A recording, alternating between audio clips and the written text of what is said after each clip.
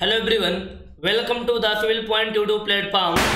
स्वागत है सभी का अपने इस प्लेटफॉर्म में। हम कंटिन्यू करेंगे सर्वेइंग का ये लेक्चर नंबर 6 है। लेक्चर नंबर 5 अपलोड हो चुका है, जिसमें बहुत से टॉपिक के बारे में मैंने डिस्कस किया है। कौन कौन से टॉपिक होते हैं, देखो अपन चैप्टर नंबर 2 पढ़ रहे थे, लीनियर मेजरमेंट। तो ब्रीफ में थोड़ा सा हम एक्सप्लेन करेंगे, अभी आपको लिखने की कोई ज़रूरत नहीं है। फिर हम बताते हैं कहाँ से आपको लिखना है। लीनियर मेजरमेंट में हम लेंथ को मेजर करते हैं, तो लेंथ मेजरमेंट करने के लिए बहुत सारे इंस्ट्रूमेंट की जरूरत पड़ती है। एक अपना टॉपिक था चैनिंग में क्या होता था कि हम हॉरिजॉन्टल लेंथ को मेजर करते थे, और इसको मेजर करने के लिए बहुत सारे इंस्ट्रूमेंट की जरूरत पड़ती थी, like chain, tape, arrow, PECS, ragging rod, offset rod, clinometer, optical square, plum bulb, like this. तो उन सब के बारे में हम बता दिए हैं आपको, ठीक है। ऑप्टिकल स्क्वायर एक अपने आप में टॉपिक है, उसके बारे में हम डिटेल में डिस्क्राइब करेंगे चैन सर्वे में। तो अब हम जब चैनिंग करते हैं, जब हमको लेंथ को मेजर करते हैं, तो बहुत कई बार क्या होता है, एरर आता है। तो कितना एरर अलाउबल रहता है, इस टॉपिक को मैंने डिस्कस किया है कि कितना एरर अलाउबल रहता है डिफरेंट केसेस में। यदि आप पहाड़ में मेजर कर रहे हैं, नॉर्मल कंडीशन में मेजर कर रहे हैं, तो कितना एरर अलाउबल रहता है, इसको मैंने प्रीवियस वीडियो में डिस्कस किया है। बहुत इंपॉर्टेंट टॉपिक था। यदि आप पहले नहीं देखे हो तो गाइज प्लीज जाके आप वीडियो को देखो, आपके लिए बहुत ही बेनिफिटेड होगा। अब किस टाइप की एरर आती है, एरर तो इतने अलाउबल रहती है, लेकिन वो एरर आती कहाँ से है, उस एरर से भी क्वेश्चन पूछे गए हैं। तो आज का अपना जो लेक्चर नंबर 6 है, चैनिंग में कौन कौन सी एरर होती है, कहाँ से आती है, उसके बारे में जानेंगे। तो अपने मैंने पीपीटी बना के रखा है, इसका पीपीटी का जो नोट्स मैं आपको व्हाट्सएप पे कर दूंगा। जो बच्चे ऑलरेडी पेड अपने कोर्स लिए हुए हैं, उन बच्चों को अपने आपके ईमेल आईडी पे व्हाट्सएप पे सेंड कर दिया जाएगा। और जो इंटरेस्टेड स्टूडेंट है, जो व्यापक सब इंजीनियर का जो रनिंग बैच चल रहा है, उस बैच में ज्वाइन करने के लिए 9340888429 पे आप कॉल या व्हाट्सएप करिए, डिटेल में जानकारी मिलेगी। Complete taken non-take as per Vyapam focus हमारा बैच है, इसमें हम किसी बैच को इंक्लूड नहीं कर रहे हैं, ना तो किसी एग्जाम को इंक्लूड कर रहे हैं। 100% गारंटेड बैच है कि अपने जो पढ़ाएंगे उसके 90% सिलेबस, यानी 80 to 90% क्वेश्चन की हम गारंटी लेते हैं कि अपने video lecture notes and PDF से आने वाले हैं। अब इसके लिए मैंने 500 या 600 घंटे का टोटल कोर्स बनेगा। आई कैन नॉट से दैट कितने घंटे का बनेगा, बट इतने आवर्स तो हो जाएंगे ऐसा कुछ मिला के। मैंने डिटेल में आपको दिया भी हूँ, अपने जो कोर्स है कौन सब्जेक्ट कितने घंटे में कंप्लीट हो, डिटेल में आपको दे चुका हूँ। जिनको चाहिए इस नंबर पे व्हाट्सएप करके ले लेना। तो डिटेल में पढ़ाएंगे, सिंगल क्वेश्चन बाहर नहीं जाने वाला। एरर इन चैनिंग में कौन कौन सी एरर होती है। पहले टाइप की एरर होती है कंपनसेटिंग एरर, दूसरा होता है क्यूमुलेटिव एरर। कंपनसेटिव एरर को दूसरा बोलते हैं रैंडम एरर, और क्यूमुलेटिव एरर को बोलते हैं सिस्टमैटिक एरर, ठीक है। सिस्टमैटिक एरर क्या होती है, कंपनसेटिंग एरर क्या होती है, क्यूमुलेटिव एरर अच्छे समझते हैं, ठीक है। तो पहला अपना हेडिंग बना लीजिएगा, कंपनसेटिंग एरर या फिर रैंडम एरर। ये एरर क्यों होती है, किसके कारण होती है। देखो, कंपनसेटिंग एरर और क्यूमुलेटिव एरर, जैसे कि आपको नाम से पता चल रहा है कि इन दोनों में क्या डिफरेंस है, कंपनसेटिंग एरर में एंड क्यूमुलेटिव एरर में। तो देखो, कंपनसेटिंग एरर में क्या होता है, इसको हम कंपनसेट कर सकते हैं। यदि एरर हमारे प्लस 5 सेंटीमीटर ज़्यादा हो गई, तो कहीं -5 सेंटीमीटर कम होगी, तो आपस में कंपनसेट हो जाएगी, यानी जो एग्जैक्ट लेंथ है उसमें कोई इफेक्ट नहीं आने वाला, बता रहे हैं अभी। क्यूमुलेटिव एरर में क्या होता है, मान लीजिए आपने -2 mm कम मेजर किया, फिर अगले 2 mm कम मेजर करेंगे, फिर और आगे -2 mm कम मेजर करेंगे, तो -6 mm हो गए ना। -6 mm क्या हो रहा है, आप कम मेजर कर रहे हैं। इधर क्या हो रहा है, एक्यूमुलेट हो रही है, इकट्ठी हो रही है। आप +2 mm ज़्यादा मेजर कर लेंगे, +2 mm ज़्यादा मेजर कर लेंगे, +2 mm ज़्यादा मेजर कर लेंगे। तो जो पॉजिटिव एरर है, ये पॉजिटिव एरर हो सकती है और निगेटिव भी हो सकती है, एक्यूमुलेट होती है, इकट्ठा होती जाती है। तो कंपनसेटिंग एरर क्या होती है, इस एरर से कोई लेंथ में आपके इफेक्ट नहीं आने वाला। क्यूमुलेटिव एरर पॉजिटिव भी हो सकती है, निगेटिव भी हो सकती है, अलग अलग सिचुएशन में अलग अलग एरर होती है। तो चलिए पहले वाले एरर को हम डिस्क्राइब कर लेते हैं। These are caused by incorrect holding and marking of arrows, incorrect plumbing slope। समझो, आप क्या करते हो, चैन से मेजरमेंट करते हो। जो चैन का हैंडल होता है, चैन का हैंडल कैसे होता है मैंने आपको बता चुका हूँ। चैन का हैंडल होता है, ठीक है। अब इस चैन के हैंडल को एक इंसान ने पकड़ा है, लास्ट में ये वाला जो चैन का हैंडल है, इस वाले चैन के हैंडल को एक इंसान ने पकड़ा है। यदि इसको आप करेक्ट नहीं पकड़ोगे, इनकरेक्ट होल्डिंग होगी, आप यहाँ पे पकड़ लिए हो तो आप यहाँ से मेजरमेंट करोगे तो ए वाई लेंथ छूट जाएगी ना, इनकरेक्ट होल्डिंग। अब क्या करते हैं, जब हम क्या करते हैं, लेंथ को मेजरमेंट करते हैं, तो जब हमारे एक चेन लेंथ से ज़्यादा की लेंथ होती है उस केस में अपन एरो का उपयोग करते हैं। एरो के डायमेंशन मैंने आपको बताया था। तो आप एरो इस पॉइंट पर एक चेन लेंथ कंप्लीट हो रही है, आप यहाँ मार्किंग कर रहे हो, आप यहाँ मार्किंग कर रहे हो, तो होगा क्या, इतनी लेंथ आप तो मेजर नहीं कर पा रहे हो भैया, या तो फास्ट कर रहे हो तो फिर डिले कर रहे हो। Incorrect plumbing at flow. अब कुछ ऐसा एरिया आ गया, ठीक है, डाउन हिल है, ऐसा कोई गड्ढा है, ठीक है, ऐसा कोई गड्ढा है। अब इस गड्ढे में आप लेंथ को मेजर कर रहे हो, तो कैसे मेजर करो, एक गड्ढा है, ठीक है, अब इसमें आप कैसे लेंथ मेजर करोगे, कैसे लेंथ मेजर करोगे, इसके लिए अपन प्लम्ब अप का यूज करते हैं। प्लम्ब अप क्या होता है इसके बारे में मैंने आपको डिटेल में बताया था। प्लम्ब अप क्या होता है इसके बारे में मैंने आपको डिटेल में बताया था। तो देखो, प्लम्ब अप यदि आप अच्छे से क्या बताता है, डायरेक्शन ऑफ ग्रेविटी को बताता है। प्लम्ब अप सब कुछ बताया हूँ इसलिए लिख नहीं रहा हूँ, डायरेक्शन ऑफ ग्रेविटी को बताता है। अब प्लम्ब अप की होल्डिंग सही नहीं करोगे, प्लम्ब अप की होल्डिंग आप सही नहीं करोगे तो क्या प्रॉब्लम आएगी, आप लेंथ को अच्छे से मेजर नहीं कर पाओगे ना, लेंथ को आप अच्छे से मेजर नहीं कर पाओगे। तो इन सब रीजन की वजह से एरर आती है। आप incorrect holding, marking of arrows, incorrect plumbing at slopes, ठीक है, तो पता होना चाहिए कि भैया जो एरर होती है कंपनसेटिंग एरर। अब अच्छा, अब मान के चलो आप इनकरेक्ट होल्डिंग के कारण आपने इतने लेंथ को मेजर नहीं किया था, तो आप इस फिगर को करेक्ट कर सकते हो ना, इस फिगर को करेक्ट कर सकते हो। ये जो लेंथ होगी जितना आपने मेजर नहीं किया था, आपको पता होगा मैंने कहाँ पास चैन को पकड़ा था, तो आप उस लेंथ को मेजर करेक्ट कर सकते हो ना। तो इस फिगर को हम करेक्ट भी कर सकते हैं, या फिर जितना मैंने यहाँ कम मेजर किया है उतना वहाँ अधिक मेजर कर लेंगे दूसरे साइड, तो कंपनसेट हो जाती है। अगला बहुत इंपॉर्टेंट पॉइंट है, these are very very important point, इसको नोट कर लेना, इसमें हाईलाइटर से हाईलाइट कर लेना। दीज जो अपनी एरर होती है ना, कंपनसेटिंग एरर, ये होती है square root of the length of line. आप ये लाइन मेजर कर रहे हो, ए बी लाइन को आप मेजर कर रहे हो, तो ए बी लाइन की आप जितनी लेंथ मान के चलो 10 मीटर है, एग्जाम्पल लेते हैं 10 मीटर है, तो जो आपकी कंपनसेटिंग एरर होगी, कंपनसेटिंग एरर जो आपकी होगी डायरेक्टली स्क्वायर रूट होगी आपकी किसके, 10 मीटर की, समझ रहे हैं। This error proportional to square root of the length of line. जिस लाइन की आप लेंथ मेजर कर रहे हैं उसका स्क्वायर रूट होता है। Very important point, objective question आया हुआ है। और इस फिगर को हम इस फिगर को क्या कर सकते हैं, कंपनसेटिंग एरर होती है, इसको हम करेक्ट कर सकते हैं। जब इसको करेक्ट कर सकते हैं तो रिजल्ट में कोई इफेक्ट नहीं आता। तो आपसे कोई पूछे कंपनसेटिंग एरर क्या होती है, तो भैया कंपनसेटिंग एरर एक ऐसी एरर होती है, एरर तो आती है लेकिन इसको कंपनसेट कर सकते हैं, इसको करेक्ट कर सकते हैं। इसमें अपने जो एक्चुअल लेंथ है उसमें कोई इफेक्ट नहीं आता, रिजल्ट में कोई इफेक्ट नहीं आता, और स्क्वायर रूट होता है लेंथ ऑफ लाइन के। अब किस किस रीजन की वजह से होता है मैंने बता दिया, इसके अलावा और रीजन हो सकते हैं। पुल, वेरिएशन पुल, अभी हम पुल करेक्शन बताएंगे तो उसमें हम बताएंगे जो वेरिएशन इन पुल होता है। पुल का मतलब क्या हुआ, आप जैसे टेप लिए हो, आप चैन लिए हो, तो आप टेप एंड चैन पे ज़्यादा प्रेशर लगा रहे हो, ज़्यादा टेंशन फोर्स लगा रहे हो, तो उसमें स्ट्रेचिंग होगी ना, स्ट्रेचिंग होगी। या फिर आप क्या करते हो ना, आप जब मेजर करते हो ना तो स्ट्रेट बिल्कुल नहीं रहता है, फिर लूज रहता है, ऐसे लूज रहता है। उस केस में भी एरर पॉजिटिव हो सकती है, निगेटिव भी हो सकती है, पॉजिटिव भी हो सकती है, नेगेटिव भी हो सकती है, डिपेंड करता है कि आप चैन एंड टेप पे कितना प्रेशर लगा रहे हो, लूज करके मेजर कर रहे हो, पूरे स्ट्रेट करके मेजर कर रहे हो।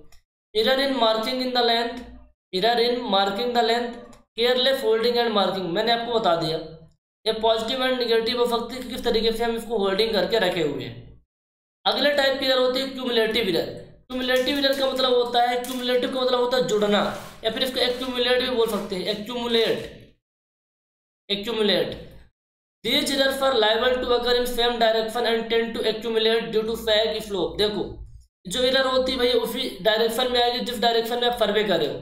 डायरेक्शन ऑफ सर्वे का मतलब क्या है, आप इस पॉइंट से इस डायरेक्शन में आप सर्वे कर रहे हो, इधर सर्वे कर रहे हो, ए से बी की तरफ जा रहे हो, तो डायरेक्शन ऑफ सर्वे क्या होगा, A B. Direction of survey क्या होगा, ए बी लाइन, ए से बी की तरफ। तो जो एरर होती है ड्यू टू सैगिंग के कारण आती है, स्लोप के कारण आती है। सैगिंग क्या होता है अभी जस्ट बताने वाले, वेट करो। तो इसमें क्या है कि आप जितना भी मिस्टेक करोगे, जितनी भी एरर आएगी, आप आगे मेजर करते जाओगे, एरर एक्यूमुलेट होती जाएगी। आप -2 मीटर का आपने एरर प्रोड्यूस कर लिया, फिर आगे मेजर करेंगे उसमें -2 मीटर का, फिर -2 मीटर का। तो हो क्या रहा है, -2 mm मान लो, मीटर तो बहुत बड़ी हो जाता है, -2 mm, तो -6 mm। आप +2 mm ज़्यादा मेजर कर लिए, फिर आगे +2 mm ज़्यादा मेजर करेंगे, फिर आगे +2 mm ज़्यादा मेजर करेंगे। तो हो क्या रहा है, चाहे इधर पॉजिटिव हो चाहे वो निगेटिव हो, लेकिन इकट्ठी हो रही है। इधर क्या हो रही है, इकट्ठी हो रही है। इसीलिए बोला जाता है कि जो क्यूमुलेटिव एरर होती है वो प्रोपोर्शनल होती है लेंथ ऑफ लाइन की। जितना ज़्यादा आप मेजर करोगे उतना ज़्यादा बढ़ेगी। ये आपकी एरर है, तो जितनी ज़्यादा आपकी एरर बढ़ेगी, जितनी ज़्यादा आप लेंथ ऑफ लाइन मेजर करोगे उतना ही आपकी एरर बढ़ने वाली है। जितना ज़्यादा आप लेंथ ऑफ लाइन मेजर करोगे उतनी ही एरर बढ़ेगी। आपने इतने लेंथ तक मेजर किया, आपने 500 मीटर मेजर किया तो कम एरर आएगी, 1500 मीटर करेंगे तो ज़्यादा एरर आएगी। जैसे जैसे एरर बढ़ेगी वैसे जैसे जैसे लेंथ ऑफ लाइन बढ़ेगी, मेजर्ड लेंथ ऑफ लाइन बढ़ेगी, वैसे वैसे एरर बढ़ती जाती है। तो ये वेरी वेरी इंपॉर्टेंट पॉइंट है बी नंबर। इसको हम करेक्ट कर सकते हैं, इसका करेक्शन अभी पढ़ने वाले हैं। Hence these errors does considerably increase और डिक्रीज द एक्चुअल मेजरमेंट। कुछ भी हो सकता है कि पॉजिटिव या निगेटिव, उस पर डिपेंड करता है। वैसे जो है ई पॉइंट मैंने लिखा है, these errors are proportional to the line and may be positive and negative. Positive हो सकता है, निगेटिव हो सकता है। जस्ट वेट, अभी हम एरर का टॉपिक करेंगे इसी लेक्चर में, तो समझ में सारी चीज़ें आएंगी। किस किस वजह से आपका एरर होता है। Incorrect length of tape, band ragging, bad ragging. Ragging क्या होता है और चैनिंग क्या होता है, कमेंट करके बताओ। What is the difference between chaining and ranging. Tape not stretched horizontally, error due to temperature. देखो टेम्परेचर कम या ज़्यादा होने से क्या एरर आती है, बैड रैंगिंग के कारण, इनकरेक्ट लेंथ ऑफ टेप के कारण। जस्ट अभी शुरू करने वाले हैं। तो क्या होता है कंपनसेटिंग एरर, क्या होता है क्यूमुलेटिव एरर। थोड़ा सा बेसिक क्लियर हो गया होगा, रेस्ट ऑफ द चीज़ें क्लियर हो जाएंगी। अच्छा, कुछ मैंने नोट करके पॉइंट लिखवाए हैं। Disturbing arrows after they are set, blunder हो जाता है। क्या होता है कि यहाँ पास एक इंसान है, इस इंसान एक पास इंसान है, ये लीडर आपका होता है, फॉलोवर होता है। अब ये लीडर ने भूल गया, लीडर को भूल गया यहाँ पास एरो को पेनिट्रेट करना, वो आगे बढ़ गया। अब वो जो फॉलोवर था वो भी आगे आ गया, तो पता नहीं चल पाता ना हमें कहाँ पास एरो को पेनिट्रेट करना था। ब्लंडर, ब्लंडर इन भूल, error in reading the tape. अब टेप में जो रीडिंग लिखी हुई है उसको आप रॉन्ग पढ़ रहे हो, इसमें दिख नहीं रहा है अच्छे से, तो मिस्टेक हो सकती है। Incorrect counting of tape length, आपने 10 टेप मेजर कर लिया, 20 मीटर का टेप था, तो अब 30 मीटर बता रहे हो या फिर 10 बता रहे हो, तो ब्लंडर हो रही, भूल रही है। जैसे आप मेरे दोस्तों, आप एग्जाम में क्वेश्चन कुछ और क्वेश्चन आता है, आप उसकी वैल्यू को अलग लिख रहे हो। क्वेश्चन ऐसा आता है कि भाई घंटा चैन में कितनी लिंक होती है, 66 फीट होता है ना, 100 लिंक होती है। आप उसको क्या लिख रहे हो, 100 फीट का होता है, तो ब्लंडर हो रहा है, भूल हो रहा है। यहाँ पर मिस्टेक नहीं हो रही है, ब्लंडर है। मिस्टेक किसको बोलते हैं, जब आप कैलकुलेशन कर रहे हो, कोई गलती कर रहे हो उसमें कैलकुलेशन में, तो ऐसे ब्लंडर नहीं करना है, तो फिर काम ही हो जाएगा। अगला जो टॉपिक है, जो मैंने आपसे क्वेश्चन बोला कमेंट में लिखने के लिए, आप वीडियो को पॉज करके आई थिंक लिख दिए होंगे। यदि आपको नहीं आता तो इसको आप अच्छे से समझ लो। What is the difference between chaining and ranging. कुछ भी नहीं होता है यार। चैनिंग क्या होता है, अभी तक मैंने पढ़ाया। चैनिंग क्या होता है, चैनिंग में हॉरिजॉन्टल डिस्टेंस को मेजर करते हैं, हॉरिजॉन्टल लेंथ को मेजर करते हैं। कैसे करोगे, with the help of tape करोगे, विद द हेल्प ऑफ चैन करोगे। कितने टाइप के टेप होते हैं, कितने टाइप की चैन होती है, ऑलरेडी प्रीवियस वीडियो में डिस्कस किया गया है। तो चैनिंग क्या, चैनिंग में हॉरिजॉन्टल डिस्टेंस मेजर करते हैं with the help of tape and with the help of chain. लेकिन चैन एंड टेप का यूज वहीं आप कर सकते हो जो आपका जो ग्राउंड है, जो आपका एरिया है वो फ्लैट होना चाहिए, समतल होना चाहिए, लेवल्ड होना चाहिए। और बहुत बड़े एरिया के लिए अपन यूज नहीं कर सकते चैन एंड टेप, ठीक है। आपको 5000 किलोमीटर स्क्वायर की एरिया का मेजरमेंट करना आप नहीं कर पाओगे, उसके लिए अलग अलग इंस्ट्रूमेंट आते हैं, उनसे करते हैं। It is suitable for a small area with the fairly levelled ground, ठीक है। अच्छा, रैंकिंग क्या होता है। अब रैंकिंग समझने के लिए बहुत इंपॉर्टेंट चीज़ें हैं। जब किसी एरिया में आप सर्वे करने जाते हो तो सबसे पहले आपको वहाँ मेन स्टेशन बनाने होते हैं, मेन स्टेशन। तो मेन स्टेशन आप बनाओगे तो आपने मान लो मेन स्टेशन 4 बना दिए। अब मेन स्टेशन आप बना रहे हो, इसका मैं नामकरण कर देता हूँ ABCD। आपने मेन स्टेशन बना लिए। अब इस मेन स्टेशन को जोड़ना पड़ता है ना, तो इसके लिए मेन सर्वे लाइन ड्रा करना पड़ता है, जिसको चैन लाइन भी कहते हैं। तो जो मेन सर्वे लाइन है कैसी होनी चाहिए, स्ट्रेट होनी चाहिए। कैसी होनी चाहिए, स्ट्रेट। अब बहुत ज़्यादा जब डिस्टेंस होती है दो स्टेशन के बीच में तो हमें दिखाई नहीं देता कि स्टेशन यहाँ है, हो सकता है ए स्टेशन से बी स्टेशन आपको दिखाई ना दे रहा हो। उस केस में क्या करना पड़ता है कि बीच बीच में हमको इंटरमीडिएट स्टेशन बनाने पड़ते हैं, इंटरमीडिएट पॉइंट या फिर इंटरमीडिएट स्टेशन कह सकते हैं, इंटरमीडिएट स्टेशन बनाने पड़ते हैं। तो इंटरमीडिएट स्टेशन को इस्टेब्लिश करने की जो प्रोसेस होती है उसको रैंकिंग बोलते हैं। इंटरमीडिएट स्टेशन को इस्टेब्लिश करने की जो प्रोसेस होती है उसको रैंकिंग बोलते हैं। अब आपको दो चीज़ें दिख रही हैं, ये दो स्टेशन आपस में दिख रहे हैं, सी और डी आपस में दिख रहे हैं, सी से डी दिख रहा है, डी से सी दिख रहा है, ठीक है, क्लियरली आपको विजुअल है। उस केस में भी अपन इंटरमीडिएट पॉइंट को रिप्रेजेंट करना, लोकेट करना बहुत आसान होता है, ठीक है। रैंकिंग की डिफिनेशन ये नहीं है कि दो स्टेशन की डिस्टेंस जब बहुत ज़्यादा होगी तभी यूज करोगे। रैंकिंग की डिफिनेशन ये है कि किसी भी लाइन को मेजरमेंट करना है। आप मेन सर्वे लाइन बना रहे हो, ड्रा कर रहे हो दो स्टेशन के बीच में, तो मेन सर्वे लाइन को स्ट्रेट रखने के लिए, ध्यान से सुनो, मेन सर्वे लाइन को स्ट्रेट रखने के लिए हमें इंटरमीडिएट स्टेशन बनाने होते हैं, ठीक है, इंटरमीडिएट स्टेशन बनाने होते हैं। कितने टाइप की रैंकिंग होती है? दो टाइप की रैंकिंग होती है। पहला आपका होता है डायरेक्ट रैंकिंग, डायरेक्ट अभी मैं बताऊंगा, आगे मैं टाइप किया हूँ। दूसरा होता है इनडायरेक्ट रैंकिंग। तो डायरेक्ट रैंकिंग तब अपन यूज करते हैं जब दो स्टेशन आपस में क्लियरली विजुअल हो, और इनडायरेक्ट रैंकिंग तब यूज करते हैं जब दो स्टेशन आपस में क्लियरली विजुअल ना हो, ठीक है। अब कुछ बच्चों के डाउट आ रहे थे कमेंट करके, पर आपने बताया था कि रैंकिंग रॉड और ऑफसेट रॉड, तो व्हाट इज ऑफसेट? ऑफसेट क्या होता है? हालांकि मैंने इसको डिस्क्राइब किया था पर समझ में नहीं आया, फिर से देख लो क्या होता है ऑफसेट, क्या होता है ऑफसेट। जैसे मैं इस डायग्राम के थ्रू बता रहा हूँ, तुरंत एक डायग्राम बनाता हूँ। ये पॉइंट ए है, point B, point C, point D. ये आपके क्या है? मेन स्टेशन है। ये आपके क्या है? मेन स्टेशन है। ये जो लाइन है आपकी मेन सर्वे लाइन है, जो ग्रीन कलर से मैं ड्रा कर रहा हूँ, ठीक है, ये मेन सर्वे लाइन है।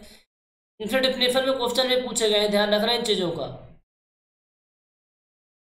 ये यहाँ पे क्या है? मेन स्टेशन है। अच्छा, ए बी सी डी क्या है? ए बी सी डी, ये क्या है? मेन स्टेशन है। आप लिखना चाहो तो लिख लो, मेन स्टेशन है। और ये जो A B D D C C A फिर जो लाइन है ग्रीन कलर की, इसको बोलते हैं main survey line, main survey line, also known as chain line. इसको क्या बोलते हैं? चैन लाइन भी बोलते हैं। और एक ऐसी लाइन होती है जो संपूर्ण सर्वे एरिया को दो पार्ट में डिवाइड करती है, क्या बोलते हैं? Base line. और बेस लाइन को ड्रा करने के लिए इनवर्ट टेप यूज किया जाता है। रिपीट करवा रहा हूँ ताकि याद रहे चीज, इनवर्ट टेप। अब बेस लाइन एक ऐसी लाइन होती है जो संपूर्ण सर्वे एरिया को दो पार्ट में डिवाइड करती है, दो पार्ट में डिवाइड कर दी। फिर अपन बीच बीच में क्या कौन सी लाइन ड्रा किए थे? हम किए थे चेक लाइन, टाई लाइन, ठीक है, check line, tie line. Check line एक ऐसी लाइन होती है जो एक्यूरेसी को चेक करने का काम आती है। अब यहाँ मान लो चलो एक कोई पेड़ है, ये ट्री है, इसकी लोकेशन को बताना है, तो मेन सर्वे लाइन से बेस लाइन के ऊपर एक लाइन ड्रा कर देते हैं, that is called tie line. Wait करो, आप फिर समझा रहे हैं, ये टाई लाइन है। चेक लाइन एक बीच में कहीं लाइन ड्रा करते हैं जो एक्यूरेसी को चेक करने के काम आती है। टाई लाइन का दूसरा नाम होता है auxiliary line, auxiliary line, subsidiary line भी बोलते हैं, सब्सिडरी लाइन भी बोलते हैं, सब्सिडरी लाइन, ठीक है। अब ये जो ट्री है, ट्री की लोकेशन को बताना है, तो इस टाई लाइन से एक हम लाइन ड्रा करते हैं कहाँ तक? जहाँ आपका पेड़ है, जहाँ पर ट्री है, इसी को बोलते हैं ऑफसेट। तो लेटरल मेजरमेंट चैन सर्वे लाइन से या फिर टाई लाइन से जो लेटरल मेजरमेंट होता है ना, वही होता है ऑफसेट। तो ऑफसेट अलग अलग हो सकते हैं। यदि आप ऑफसेट में अपन डिस्टेंस भी मेजर करते हैं, डिस्टेंस भी मेजर करते हैं, और अपन एंगल भी मेजर करते हैं, डिस्टेंस और एंगल दोनों मेजर करते हैं। अब आप 90 डिग्री पर, आप कुछ 90 डिग्री पर ऐसे कुछ कर रहे हो, मान लो चलो आप यहाँ से मेजरमेंट कर रहे हो, डायरेक्ट मेन सर्वे लाइन से मेजर कर रहे हो, और यहाँ जो एंगल बना 90 डिग्री का, इसको क्या बोलेंगे? Perpendicular offset. क्या बोलते हैं? Perpendicular offset. आप कुछ ऐसे मेजर कर रहे हो, ऐसे, तो यहाँ एंगल 90 डिग्री नहीं है, 90 डिग्री से कम या ज़्यादा होगा, उसको बोलते हैं ऑब्लिक ऑफसेट। क्या बोलते हैं? Oblique offset. आई होप आपको क्लियर हो गया होगा। ऑफसेट क्या होता है? कुछ भी ध्यान नहीं रखना, lateral measurement from chain line. जो चैन लाइन होती है उससे लेटरल मेजरमेंट, किसके लिए? कोई ऑब्जेक्ट है, कोई ग्राउंड में फीचर है, कोई मंदिर, तालाब, कुछ भी है जहाँ आप सर्वे करने गए हो, तो उसकी मेजरमेंट करते हैं कहाँ पे, चैन लाइन पे या फिर टाई लाइन पे, उसे बोलते हैं ऑफसेट। अब ऑफसेट के लिए आप डिस्टेंस मेजर कर सकते हो या फिर एंगल भी मेजर कर सकते हो। यदि आप एंगल मेजर कर रहे हो और वो एंगल 90 डिग्री है तो that is known as perpendicular offset. If angle is other than 90 degree then we can say that oblique offset. तो क्वेश्चन आएंगे, अच्छे से टिक करके आना है। तो ऑफसेट वाला डाउट क्लियर हो गया जो कमेंट करके आप पूछ रहे थे। अच्छा, रैंगिंग क्या होता है, मैंने आपको बता दिया कि रैंगिंग एक प्रोसेस होता है। रैंगिंग एक प्रोसेस होता है इंटरमीडिएट स्टेशन को स्टेब्लिश करने का।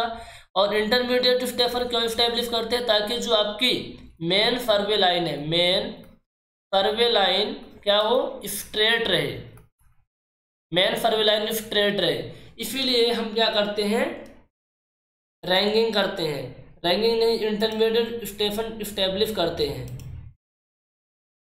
तो कितने टाइप की रैंकिंग होती है, कौन कौन से ऐसे तरीके हैं जिससे आप इंटरमीडिएट स्टेशन को स्टेब्लिश करोगे। किसके किसके बीच, आपका ए स्टेशन है और ए आपका बी स्टेशन है। ये जो मेन सर्वे लाइन आपको ड्रा करनी है ना स्टेशन ए और बी के बीच में, तो आप कैसे ड्रा करोगे बताओ, आप कैसे ड्रा करोगे। ए है और ए बी स्टेशन है, तो हमारे पास दो तरीके हैं। यदि हमारे स्टेशन ए से स्टेशन बी हमें क्लियरली विजिबल है, दिख रहा है कि वहाँ पर स्टेशन बी है, उसे बोलते हैं डायरेक्ट रैंकिंग। यदि आपको स्टेशन ए से स्टेशन बी आपको दिख नहीं रहा है, उसको बोलते हैं इनडायरेक्ट रैंकिंग। क्या बोलते हैं, इनडायरेक्ट रैंकिंग। इसको बोलते हैं reciprocal ranking, repeat alignment technique भी बोलते हैं। रिपीट अलाइनमेंट टेक्निक याद रखिएगा, कई बार अदर नाम से पूछता है।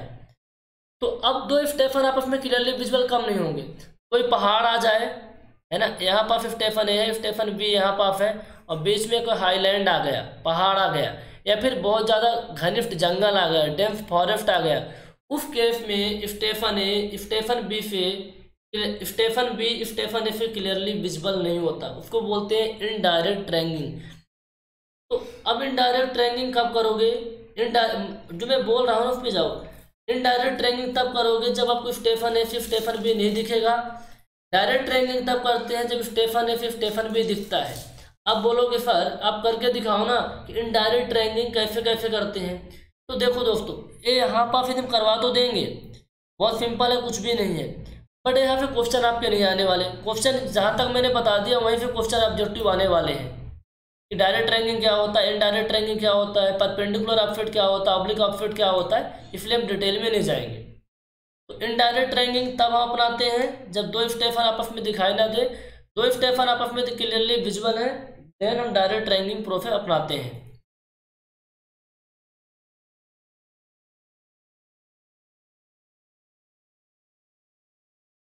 थोड़ा सा बता ही देते हैं यार, अब आप लोग पूछोगे कि कैसे। आपका स्टेशन ए है, ए आपका स्टेशन बी है, हमें क्या करना है, स्टेशन बी और स्टेशन ए के बीच जो लाइन ड्रा करेंगे स्ट्रेट होने चाहिए।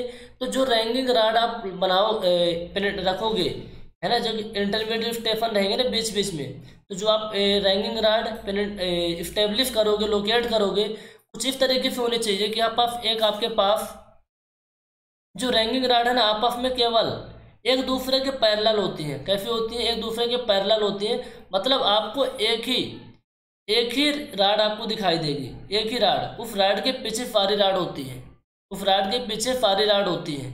यदि एक आपको अलग अलग राड दिखाई दे रही है, इसका मतलब ये है कि आपकी लाइन स्ट्रेट नहीं है। अब अच्छा, इनडायरेक्ट रैंकिंग में कई बार क्या होता है कि हाईलैंड आ गया, डेंस फॉरेस्ट होता है, या फिर स्लोपिंग है। स्लोपिंग के केस में भी इनडायरेक्ट रैंकिंग प्रोसेस को इस्टेब्लिश करना होता है। तो कौन कौन से मेथड होते हैं चैनिंग करने की, कौन कौन से तरीके होते हैं जिससे स्लोपिंग ग्राउंड की हम लेंथ को मेजर कर पाए। जस्ट मिनट, अभी हम क्या डिस्कस कर रहे थे, रैंकिंग। क्या डिस्कस कर रहे थे, रैंकिंग का मतलब होता है इंटरमीडिएट स्टेशन को स्टेब्लिश करना। जो अगला टॉपिक आप पढ़ने वाले हो कि आप लेंथ को मेजरमेंट कर रहे हो, आप चैनिंग कर रहे हो, और रैंकिंग वाला टॉपिक नहीं है, ये चैनिंग वाला टॉपिक है जो मैं डिस्कस कर रहा हूँ अभी। नेक्स्ट अपना जो टॉपिक है चैनिंग से रिलेटेड है, ये टॉपिक मिस हो गया था तो यहाँ हम करवा दे रहे हैं आपको। देखो, चैनिंग वाले टॉपिक में क्या हो रहा है कि जब आप लेंथ को मेजर कर रहे हो और आपका ग्राउंड कैसा है, स्लोपिंग ग्राउंड है, कुछ इस तरीके से है, तो आप यहाँ से यहाँ तक की डिस्टेंस कैसे मेजर करोगे, ए से बी तक की, आप बताओ आप कैसे लेंथ को मेजर करोगे। तो उसके लिए कुछ तरीके होते हैं। पहला तरीका होता है, ध्यान रखिएगा ऑब्जेक्टिव क्वेश्चन के लिए, डायरेक्ट मेथड या स्टेपिंग मेथड, या फिर इसको बोलते हैं breaking the chain method. Direct method, stepping method, breaking the chain method. दूसरा मेथड होता है आपका indirect method, measurement along the flow, measurement along the flow. अब डायरेक्ट मेथड में आप कैसे करोगे, stepping method, breaking the chain method, इसमें आप क्या करोगे, देखो इसमें कुछ भी नहीं, सिंपल सा तरीका है। आपको कुछ इस तरीके से है, इस तरीके से स्लोपिंग है,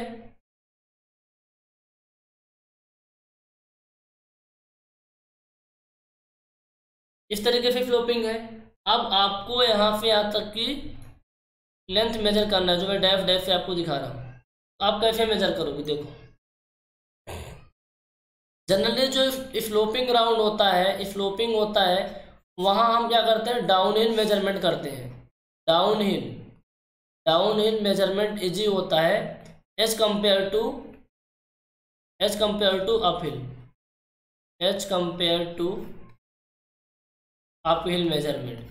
अब डाउन हिल मेजरमेंट और अप हिल मेजरमेंट में क्या होता है, देखो अब क्या करेंगे हम, इस पॉइंट ए से पॉइंट बी, हो सकता है ए से बी की तरफ जा रहे हैं, बी से ए की तरफ, अभी हम कोई फोन नहीं किया, हम मानते हैं बी से ए की तरफ आप आ रहे हो। तो आप क्या करोगे, इस पॉइंट पे आपने खड़े हो गए, ठीक है, आप खड़े हो गए, आपने जरीब लिया है।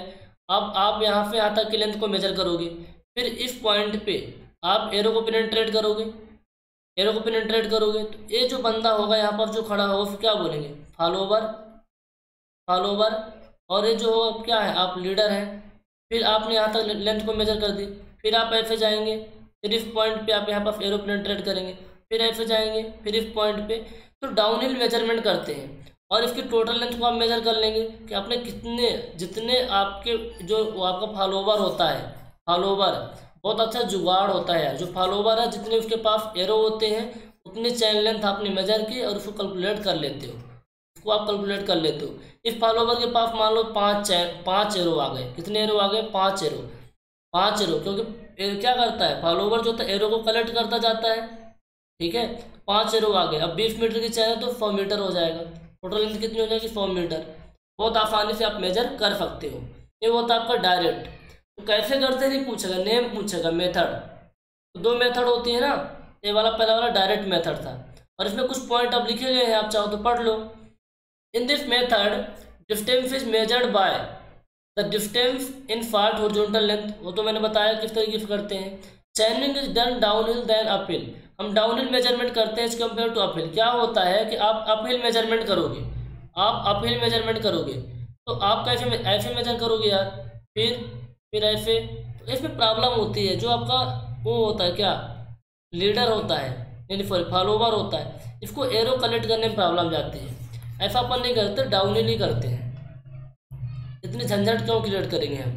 This is for because to follower has to hold the chain horizontally with 0 mark exactly above the point on the ground in order to range the leader in line and to resist the pull exerted by the leader on the chain। वही सब चीज़ें लिखी हुई हैं इसमें, लेकिन जो आपको ध्यान में रखना वो मैंने बता दिया। दूसरा होता है आपका इनडायरेक्ट मेथड या फिर मेजरमेंट अलोंग द स्लोप। कैसे, देखो ये आपका कुछ इस तरीके की लाइन है, आप इसकी लेंथ को मेजर करना है। इस तरीके कुछ आपका एरिया है, आपको लेंथ को मेजर करना है। बेसिकली आपको तो मेजर करना है यहाँ से यहाँ तक की लेंथ है, पॉइंट ए से पॉइंट बी के बीच। लेकिन इस तरीके का कुछ जुगाड़ क्या बोले, इस तरीके का कुछ सरफेस है, इस तरीके का कुछ ग्राउंड है, तो आप क्या करोगे, जस्ट मिनट,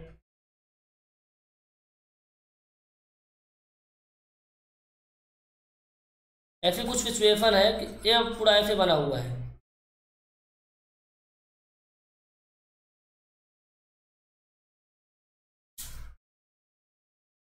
समझाने के लिए बना रहा हूँ, ठीक है ना, आपको नहीं बनाना।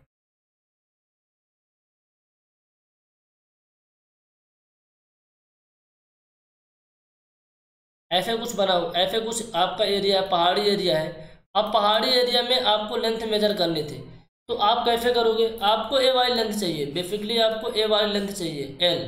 तो आप क्या करोगे, आप इस वाई लेंथ को मेजर करोगे, ये तरीका है। क्योंकि हम पहाड़ के अंदर थोड़ी मेजर करेंगे, पहाड़ के ऊपर से मेजर करेंगे ना। तो आप पहाड़ के ऊपर से लेंथ को मेजर करोगे, पहाड़ के ऊपर से आप लेंथ को मेजर करोगे। हो क्या रहा है, एक्चुअली में हमको यहाँ तक की लेंथ चाहिए। जब हम लेंथ पहाड़ के ऊपर से लेंथ को मेजर करेंगे तो ये वाला पार्ट अपना एक्स्ट्रा आ जाता है ना, ये वाला जो पार्ट है आपका एक्स्ट्रा आ जाता है, एक्स्ट्रा आ जाता है। इस पार्ट को हम करेक्ट कर देते हैं, करेक्शन अप्लाई करके करेक्ट कर देते हैं। तो इनडायरेक्ट मेथड में कैसे करते हैं, इस तरीके से हम लेंथ मेजर करेंगे। ये वाली जो आपकी एल डाइफ है, यहाँ से यहाँ तक की लेंथ आप मेजर कर लोगे, फिर बाद में करेक्शन अप्लाई कर दोगे। कैसे करेक्शन अप्लाई करेंगे, जस्ट अब करेक्शन वाला टॉपिक स्टार्ट हो रहा है तो उस पर हम बता देंगे आप। तो बहुत सारे अभी टॉपिक अभी इसमें पेंडिंग रह गए। मैं बार बार बोल रहा था तो टाइप्स ऑफ एरर में हम पढ़ाएंगे, करेक्शन में पढ़ाएंगे, तो वो आपका वक्त ओवर हुआ, अब स्टार्ट होता है। चैन और टेप को लेकर के आप मेजरमेंट करो, लेंथ मेजर कर रहे हो, तो उसमें कई टाइप की एरर आती है, कई टाइप्स की एरर आती है। तो उन एरर को हम जानेंगे कितने टाइप की एरर आती हैं, क्यों आती है और कैसे करेक्ट करना है।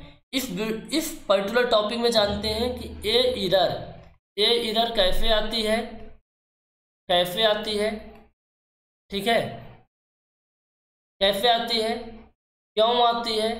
दोनों सवाल तो एक ही हो गए। कैसे करेक्ट करना है, कैसे करेक्ट करना है, ठीक है, कैसे करेक्ट करना है, इन सवालों के जवाब आपको इसमें मिलने वाले हैं। तो कई टाइप की एरर होती है, इन एरर को नोट डाउन कर लीजिएगा। पहले टाइप की जो अपनी एरर होती है, ठीक है, अपनी एरर है क्योंकि मैं ही मेजरमेंट कर रहा हूँ। Correct due to incorrect length of tape and chain, correction due to incorrect length of tape and chain. यहाँ पर करेक्शन लिखा है, एरर को भी समझ सकते हैं। यदि आपकी टेप और चैन की लेंथ इनकरेक्ट है, उसमें लिखा हुआ 30 मीटर की, लेकिन वो 30 मीटर नहीं, वो 31 मीटर है या फिर 19.8 मीटर है, तो उस केस में जो आप मेजरमेंट करोगे वो रॉन्ग आएगा। क्या आएगा, रॉन्ग आएगा। तो जो रॉन्ग आएगा उसको करेक्ट करना है, तो फिर करेक्शन अप्लाई करते हैं। Incorrect length of tape and chain, chain and tape की लेंथ इनकरेक्ट होने के कारण, लिखा तो उसमें 30 मीटर का है लेकिन एक्चुअल में 30 मीटर से ज़्यादा है, फिर कम है। तो जो एरर आएगी उस एरर को हमें करेक्ट करना पड़ता है, ठीक है।